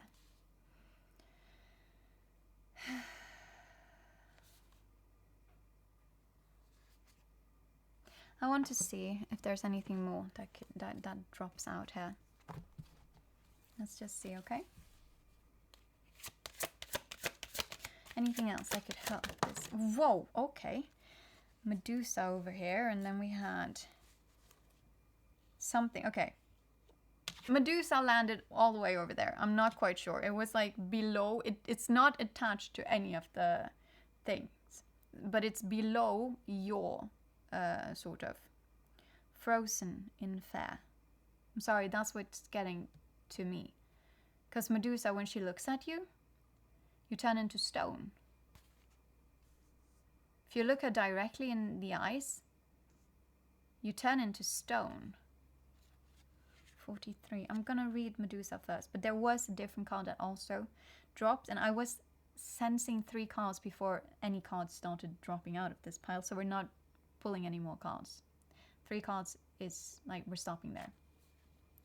But now we got Medusa, number 43. Is that the last one? That's interesting. Because the last card for me in any deck also symbolizes the world energy, which is closing out a chapter. Now that does not mean, again, that you need to close out this relationship. It means it is time, it is high time. You see this loop. If you have been watching this for this long, it has resonated, and firstly you have a very strong stomach, and you can take emotionally a bit hard information to like take that's being given to you. So like kudos to that, because that's painful. That can be painful, at least, particularly with all of this anxiousness that's tied to it. But it's time to close this circle. But it doesn't mean that it'll just happen. Action needs to be taken to close this circle off.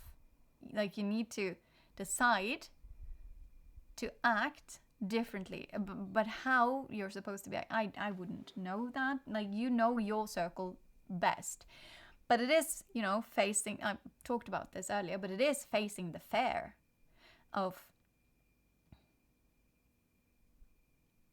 well, whatever it is that you are fearing within this. But it's fear of change, and it's fear of actually looking at this loop circle that you are caught in, both of you guys, and also even addicted to, nervous system wise, because you do get addicted to drama. We get addicted to drama as if it was a drug. Our nervous system. And again, if you grew up chaotically, or if you traversed with friends that were like, that was a chaotic sort of dynamic that existed there for some not weird reason, but like for some different reasons or whatnot,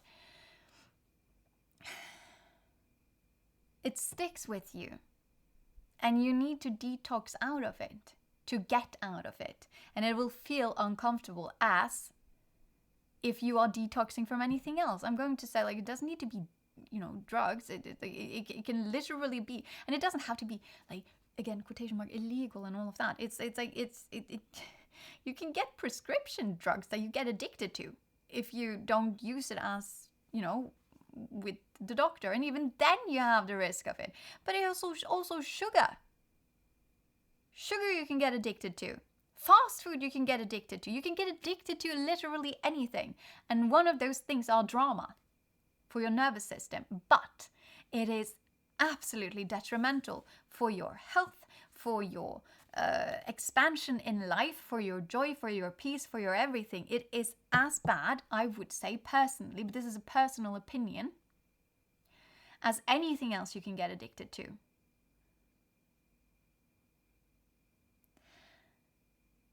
And you always end up in situations where you just can't win. Or like, that's the sense, that's the feeling. Like, I just can't win, can I? Why can't things just work? Sort of. Because they don't when you're on a drama loop.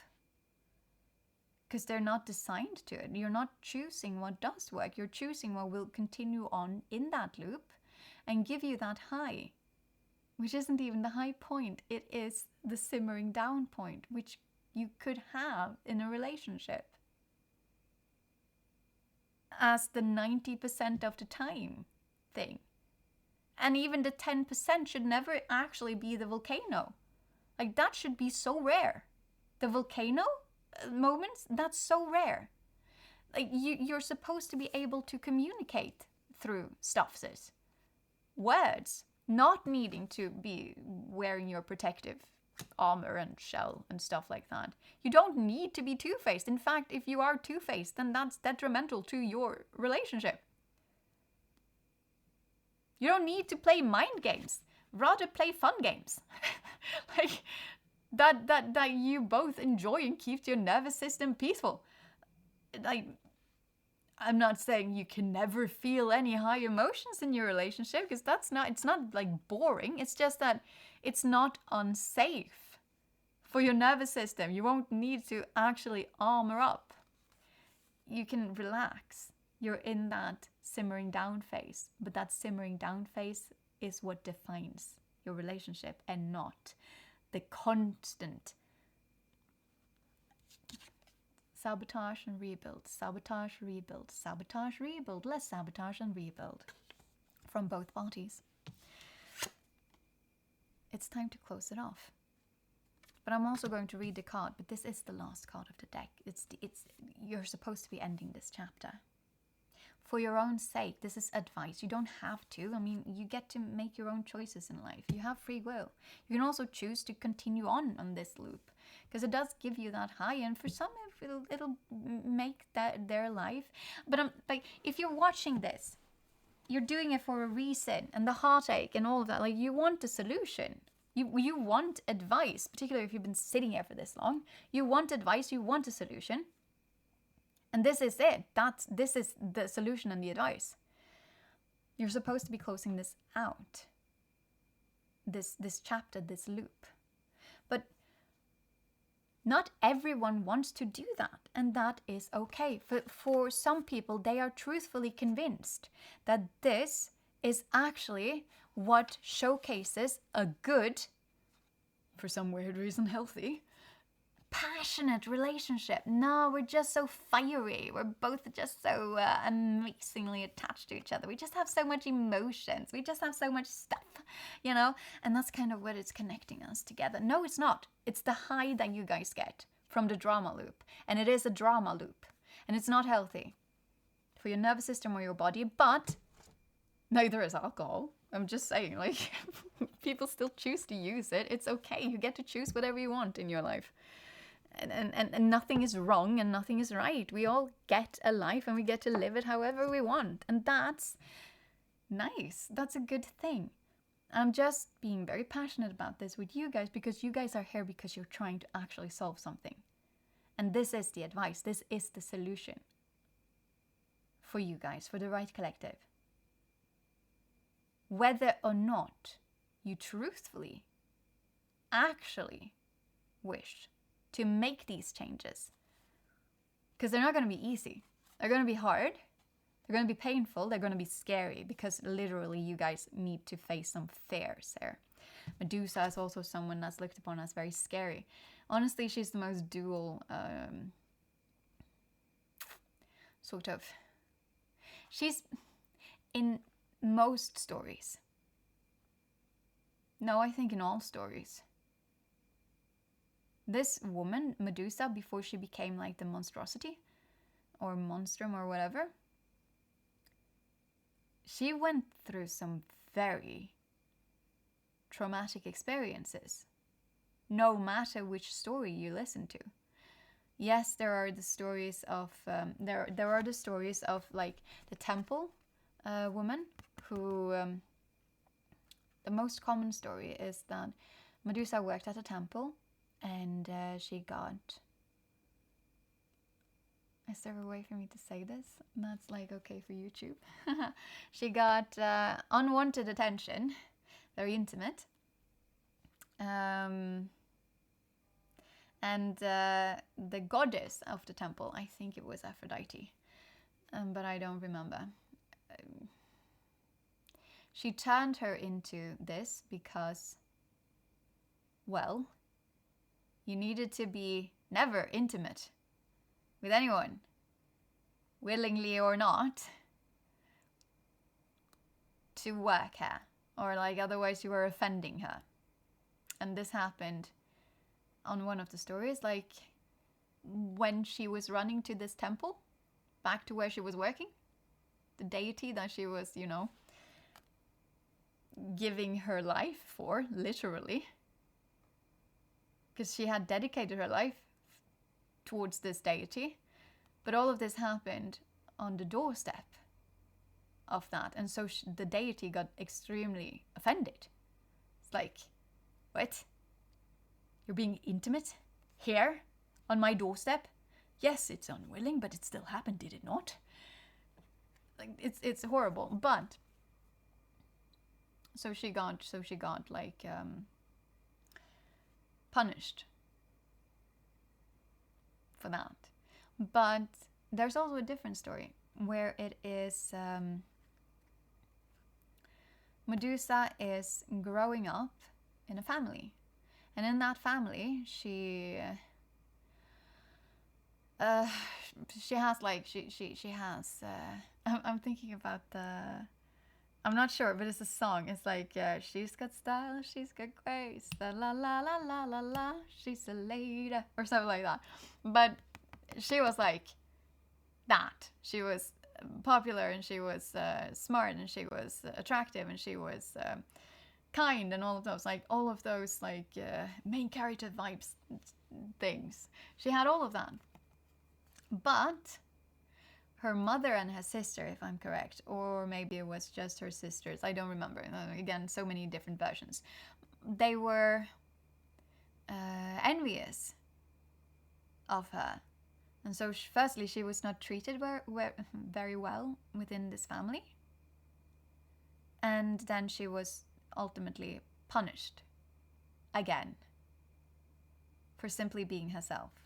She did nothing towards them. She was just existing as herself. And then because of all of this like attention and whatnot and like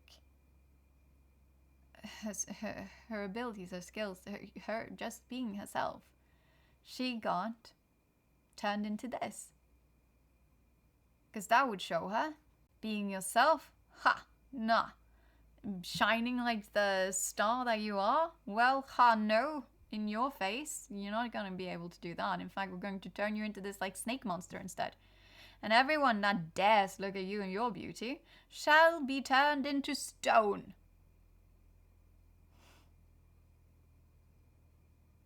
So no matter which story you hear about the Medusa, mythological creature, she goes through trauma.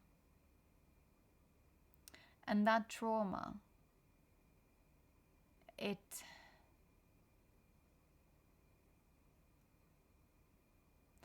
want to say, traps her. But it's not her fault. It's the people around her that puts this trauma on her. And then also makes sure she does not get to exit that trauma. And so I very much like that this is the last card of the deck. Because you can exit this. She's caught in a loop, right? The trauma loop. And the circumstances around her and everything is keeping it so.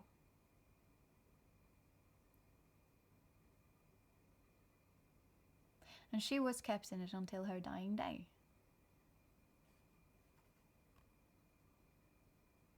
But you don't have to. If you wish, you can end this chapter out now.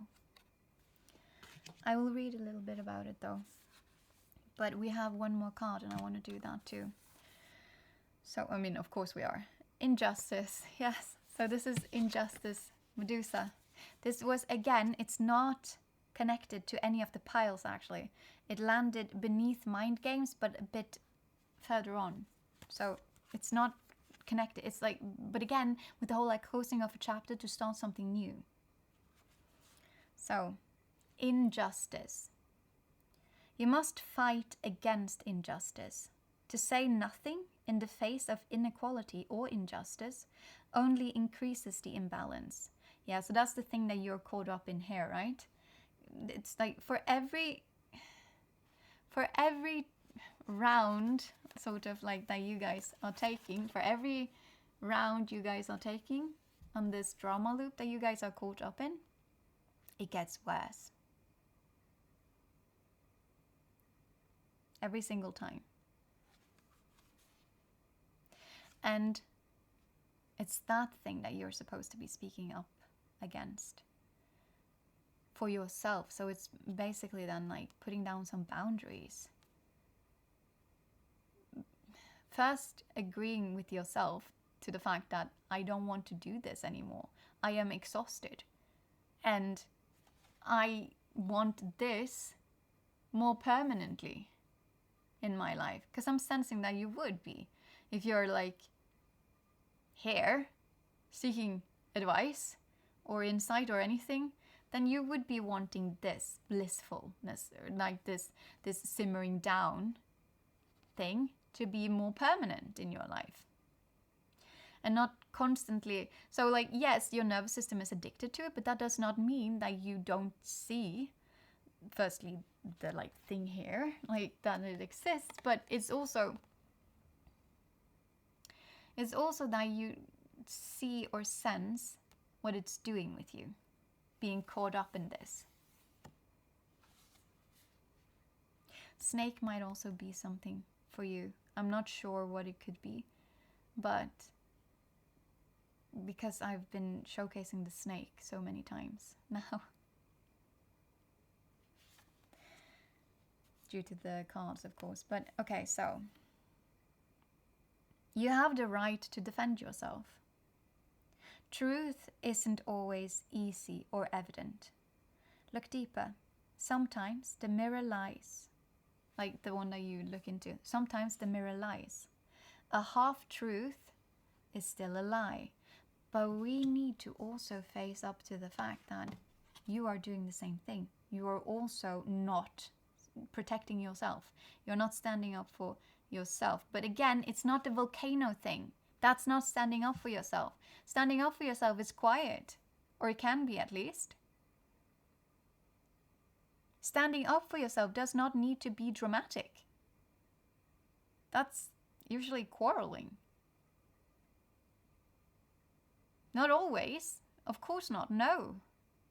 But standing up for yourself should feel Well, it might be scary, yes, absolutely, but there's this sense of peace, this sense of calmness, this sense of, well, the opposite of this. You're not confused when you're doing it because it resonates. But okay, so defense and attack, because you guys are caught up in that. You guys are caught up in your warfare, right? Defense and attack. And then justice and injustice. Yeah, I'm getting nothing for that. I feel like I might have talked about that.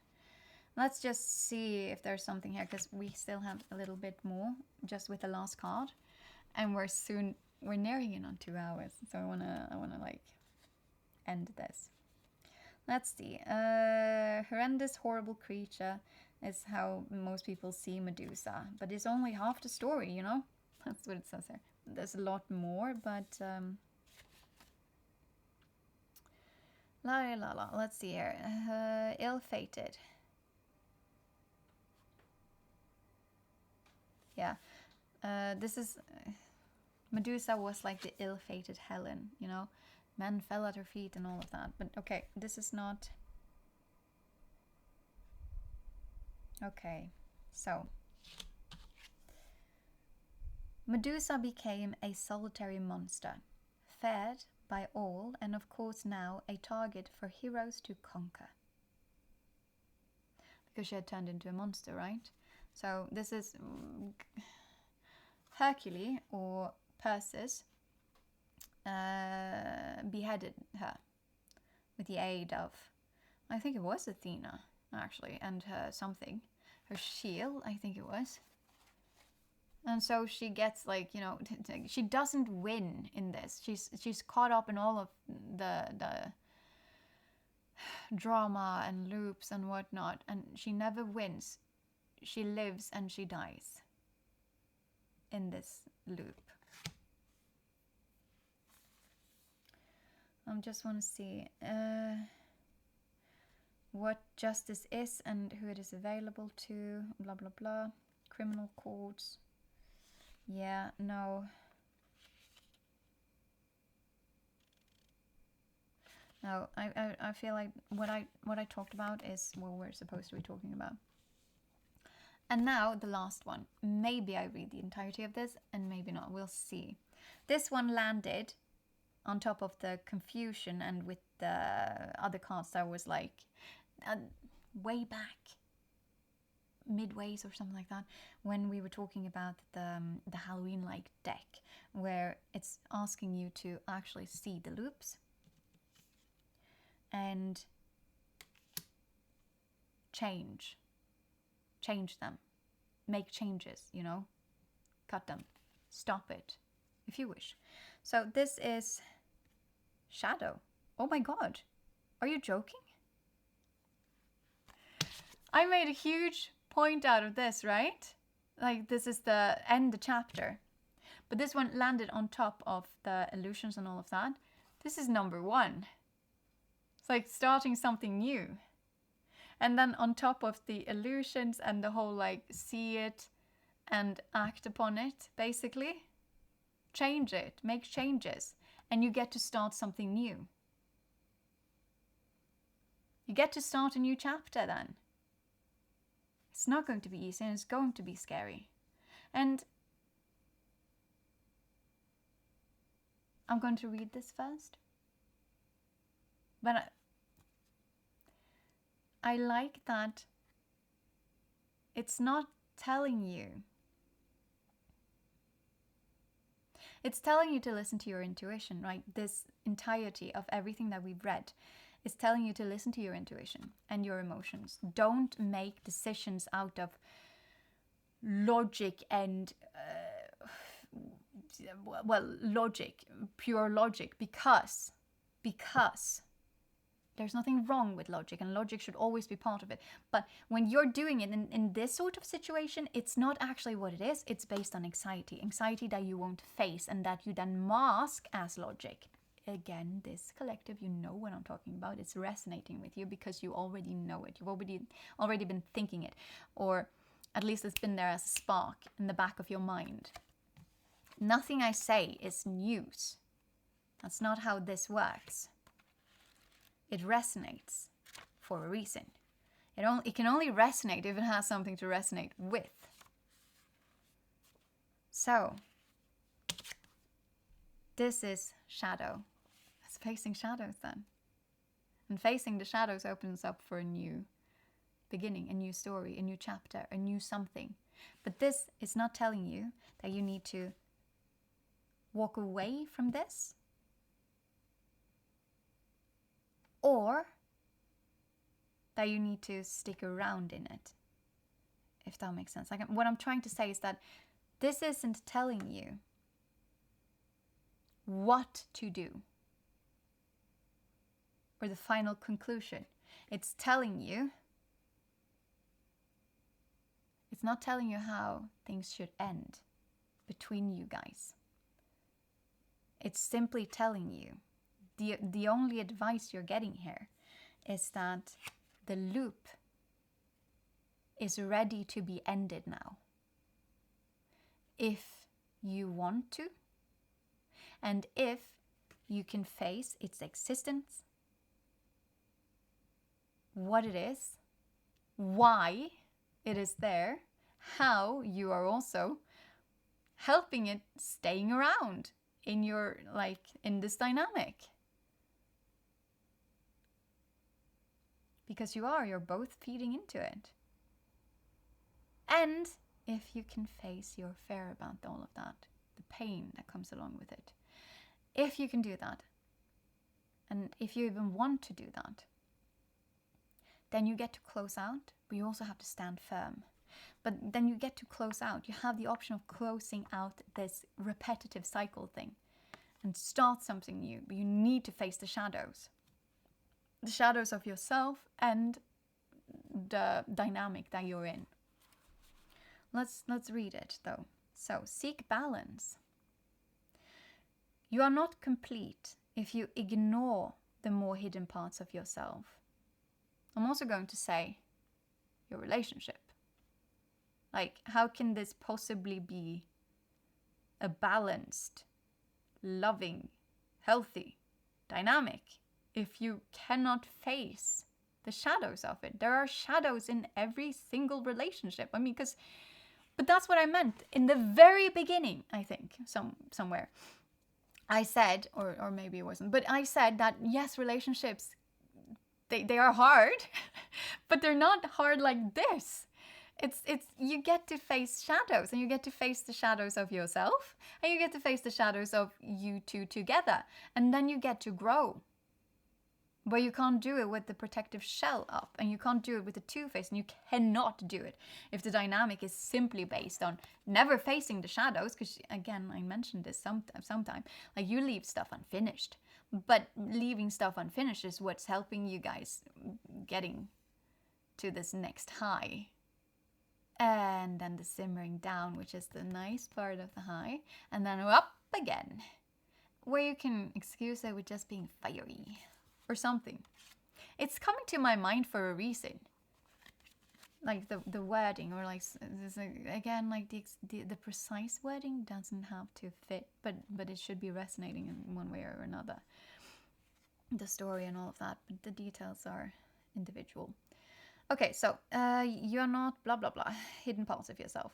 Have compassion, and that's important, and curiosity about your shadow side. You need to do that, because to even admit that you're partaking in this and that you are upholding this as well as the other person. It's easy enough to look at someone else and like say in your head or to their face that, like, you are the problem.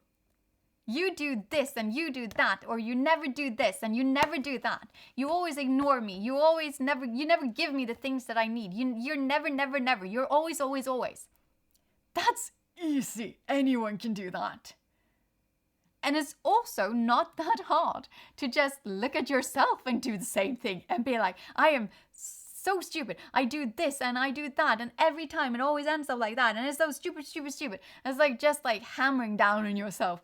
Also, not actually facing your shadows. It's like it's like it's self-abuse, I'd say. It's like, you know, punching yourself in the face while you're down, going all like, oh, you stupid idiot, I'm gonna like mash your head to the ground and look at you bloody on the ground. That was a very bad analogy, but I feel like I made my point. So that's easy. That's not facing your shadow. Facing your shadow is, you need to be a bit leveled. But you need to look at the cycle and be like, this exists. How am I contributing to it? Very leveled, more curious. Take a step out of yourself. Definitely out of your emotions, because you can't do this emotionally. That's like, no. So take a step out of yourself and take a step out of the situation and just look at it, because it exists, kind of, you know? And then after you've found the how, you start, I would say, if you wish to go straight to that one, it would be, how do I stop it? How do I make changes to that? Yeah. Anywho, let's see. Be curious about all parts of yourself, but also your relationship. Ignore your shadow side at your peril. Make friends with your shadow, as it has much to teach you. Of course it does. So, the duality here is depth and shallowness. You should also look at your own relationship then. It's like, how deep do you actually go and how shallow is this? And then it's darkness and light. So it's like the good and the bad. That's two-faced. It's coming to my mind, like the two-faced, but like the darkness and the light. But they're equal, darkness and light. You can't have light if there's no darkness, and you can't have darkness if there's no light. And also, there's nothing bad with darkness. Because if you go out at night, it's dark. That's when you can see the stars. I love stars. So that would be very sad if there was constant daylight. But I also love daylight, because then, you know, stuff gets like warm, for example, during summer, and then you can go bathing, which is nice. Outside, I mean. And also not die of frost. But anywho, so this is a bit cool, because this comes out, there's a poem here. Nice. So I'm gonna read that. I am a part of you. Ignore me at your peril. I could be the making of you, yet I am seen as the devil. The light shines hard upon us, and a shadow we cast, not to be ignored, but explored till the last. I love that. Okay, so we're gonna read this. This isn't even that long. So, the psychoanalyst Carl Jung introduced the modern concept of shadow to refer to the hidden or repressed aspects of ourselves. Often, we deny these parts instead of integrating them because they shame us or make us seem less perfect. Again, this also goes for your entire relationship, okay? This is important. It's not just you. It is you. But it's also this entire relationship. And you're to focus on you and this relationship, but not actually on the other person, because that's not going to make any change. You can't make someone change. Just as no one can actually make you change. The only thing you can make if you do that is to make them resent you. Or you know this, if you're being forced to do something, or if you have to do something, because otherwise you risk losing whatever, you don't do that out of joy.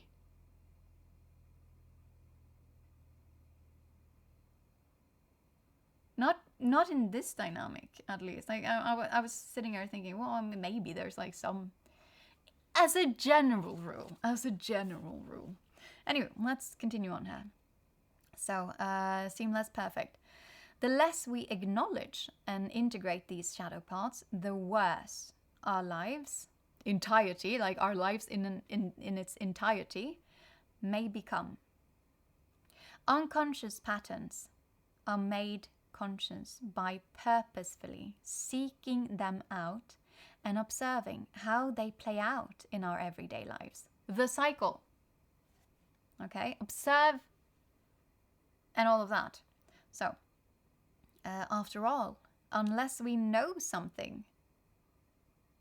What? After all, unless we know something is... Oh, yeah, okay, I'm sorry, it's the punctuation. After all, unless we know something is there, how can we fix it? You can't.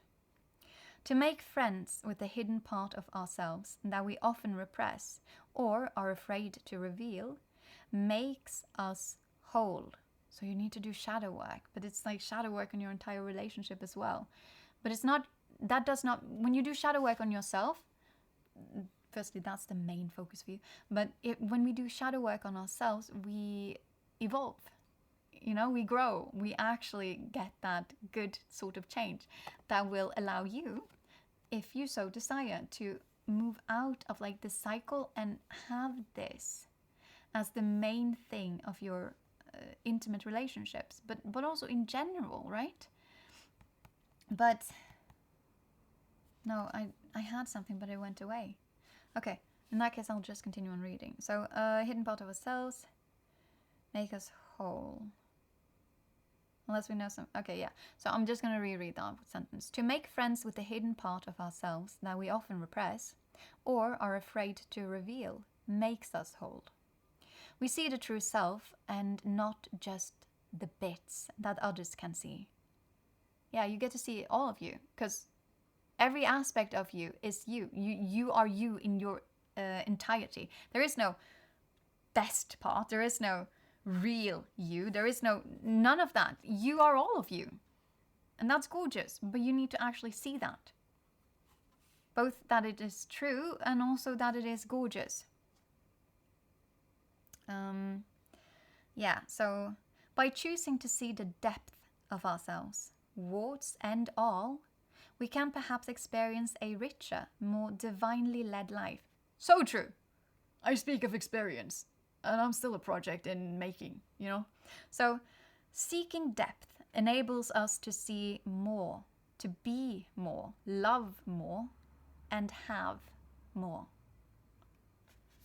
Because you're able to hold more. You're able to hold a much bigger truth.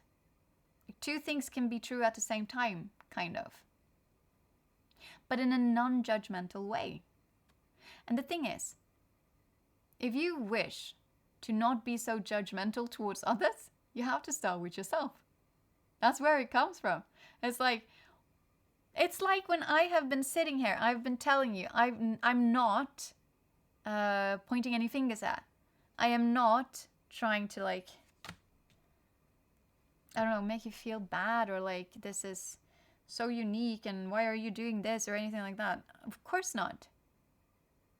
Because I have lots of shadows to myself, right? So because I know that I have these shadows and because I accept them, it does not mean I stop. Firstly, I am of that strong, I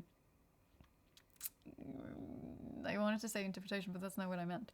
I'm losing my words for some reason. So we're going to perhaps it's because it's over 2 hours long, this reading, but I've been doing it in general in this reading.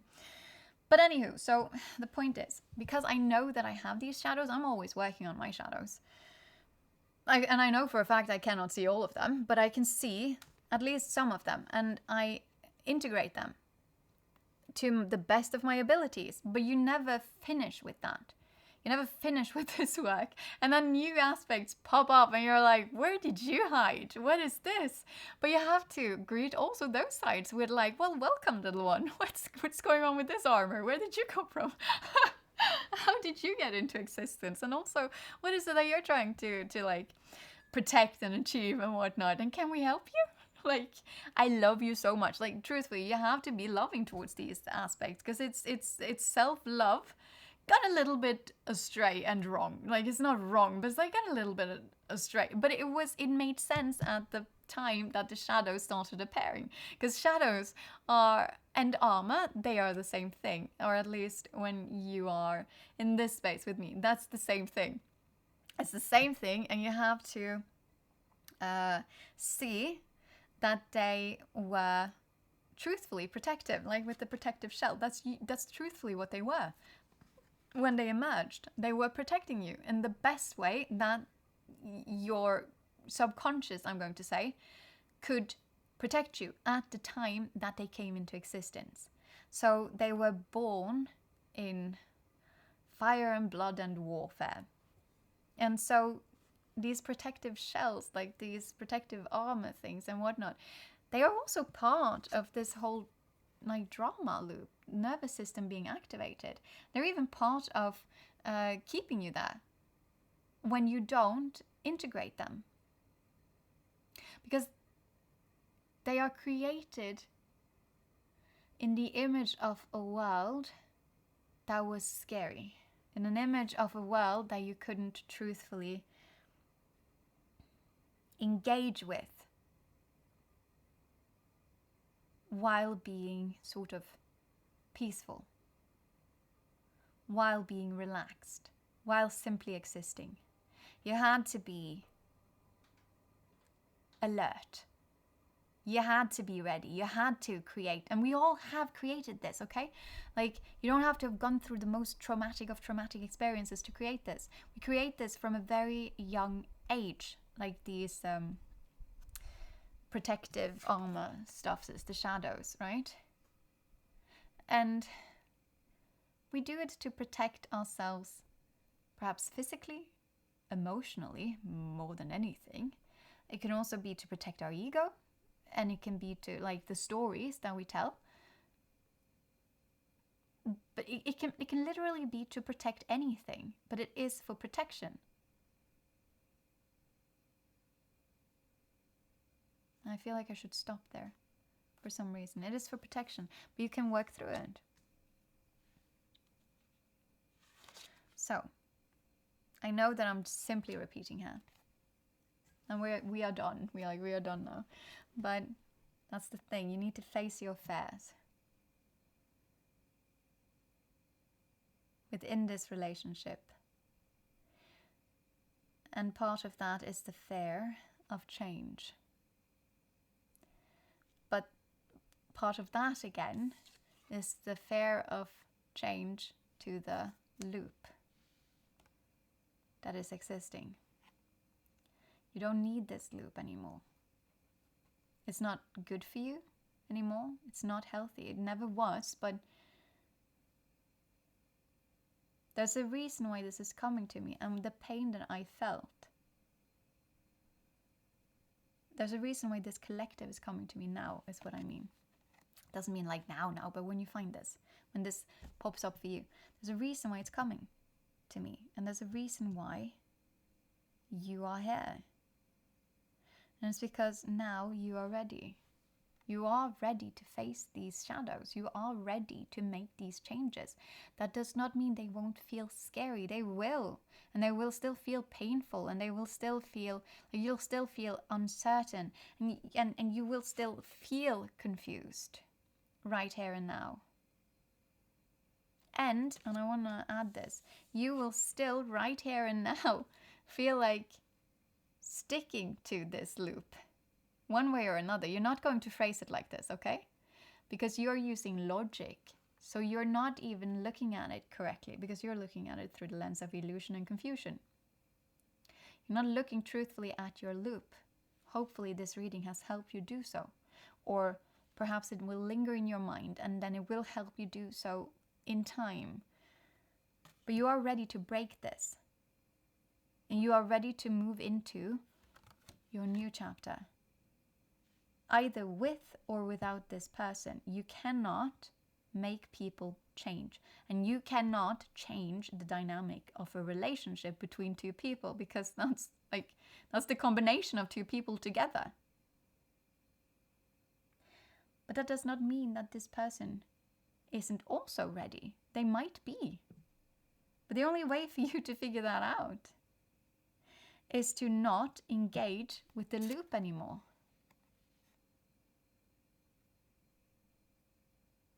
You need to listen to your intuition. Your intuition knows already.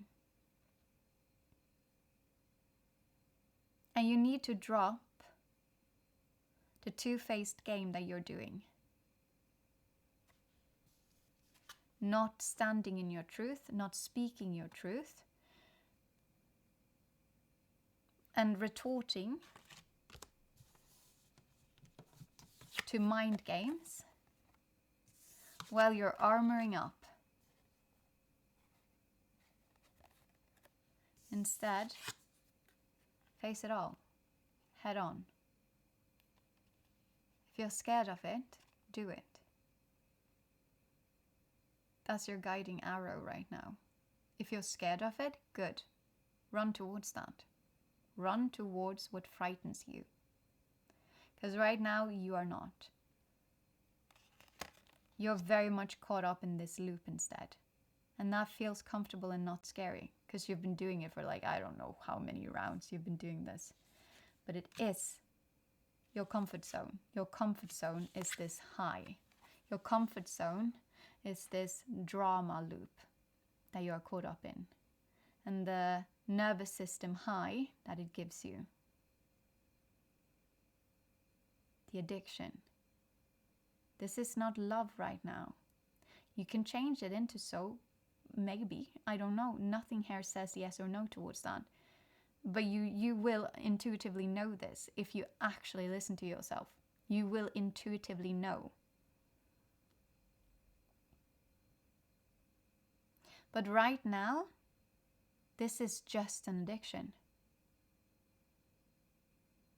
Right now, this connection is a drug. It's a high. And it's not a good one. It's a constant. It has its positives. It does. When it's weaning off.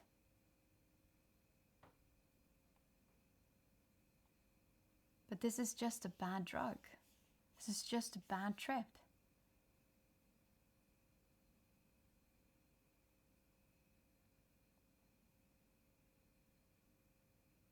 I'm not going to say, I'm sticking by it. But that's like the glue that's connecting you guys right now. I'm not saying there are no positive things in this relationship, okay? Not at all. But you would know. Follow your intuition. That's my advice.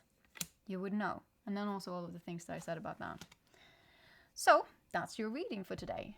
I can feel that the heartbreak thing is gone from me, which is nice, because then I can go and because there was really I couldn't even focus. I was going to do something completely different, but I could not focus. And I was constantly being dragged into, it was horrible. It was absolutely horrible.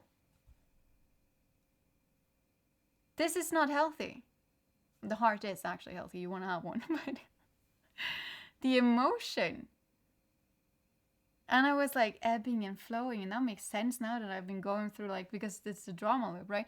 But it's constantly there. And it's constantly affecting your entire life. Oh yeah, like this one said actually, the shadow, because you're not facing it. In the most negative of ways. I'm going to say, because it's coming to my mind, this reading, if this resonated even slightly, like the story, I'm saying even slightly because this is the kind of reading where you would be, if you're in the right group and you're not collective, but you're not actually quite ready to hear this, but it's resonating, okay? But it's still resonating. This is important. It's still resonating, but it's it's triggering you. Firstly, if you're getting triggered, there's a reason for it, and that's resonation as well. Okay, it's still resonating. But if you're getting triggered by this or anything, it doesn't really matter. This is the thing. This is a reading I would rewatch. Firstly, because it's very long, and there were lots of stuff that I went through. I can't even remember the reading more than the highlight points, whatever. The main points, the main threads, and all of that. I would re-watch this. Every time your intuition is going a bit am I doing the good thing now? Am I doing the logical? Am I, like, it doesn't even have to be, but like I'm sensing that this is so easy to self-sabotage. The whole, like, breaking the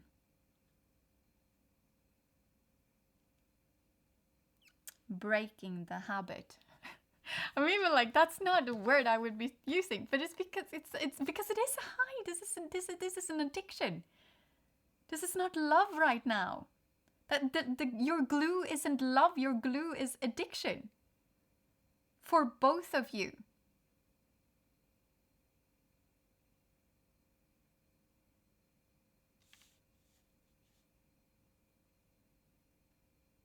Yeah.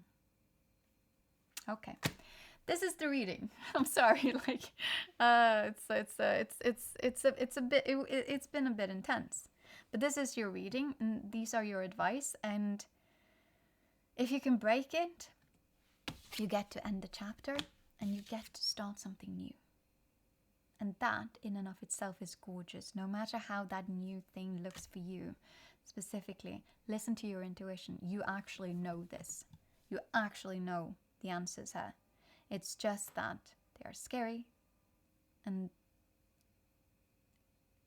it's hard. Breaking any cycle, any addiction would be hard to get out of. And I'm also sensing the whole, this is coming to my mind for a reason. The whole, like, because it's an addiction, right? So you're going to have that when you quit smoking, I've never smoked, but my entire family does. So when you quit smoking, you have this, like, you need to have it, right? Your whole system is like screaming for it. Be aware of that. Because I'm phrasing this as an addiction for a reason. Just be aware of that. When you're trying to break this cycle, break this habit, approach it as if you are breaking an addictive habit. An addiction. Approach it as that. And there you have your, like, the best solution here. Or rather, that's my best advice. Okay, that's your reading. And I wish you all the best. And you can do this, okay? And no matter what you choose to do here, just listen to your intuition and follow your internal truth, okay? You will do fine, just like everyone else in life. So, good luck. Mwah, love you.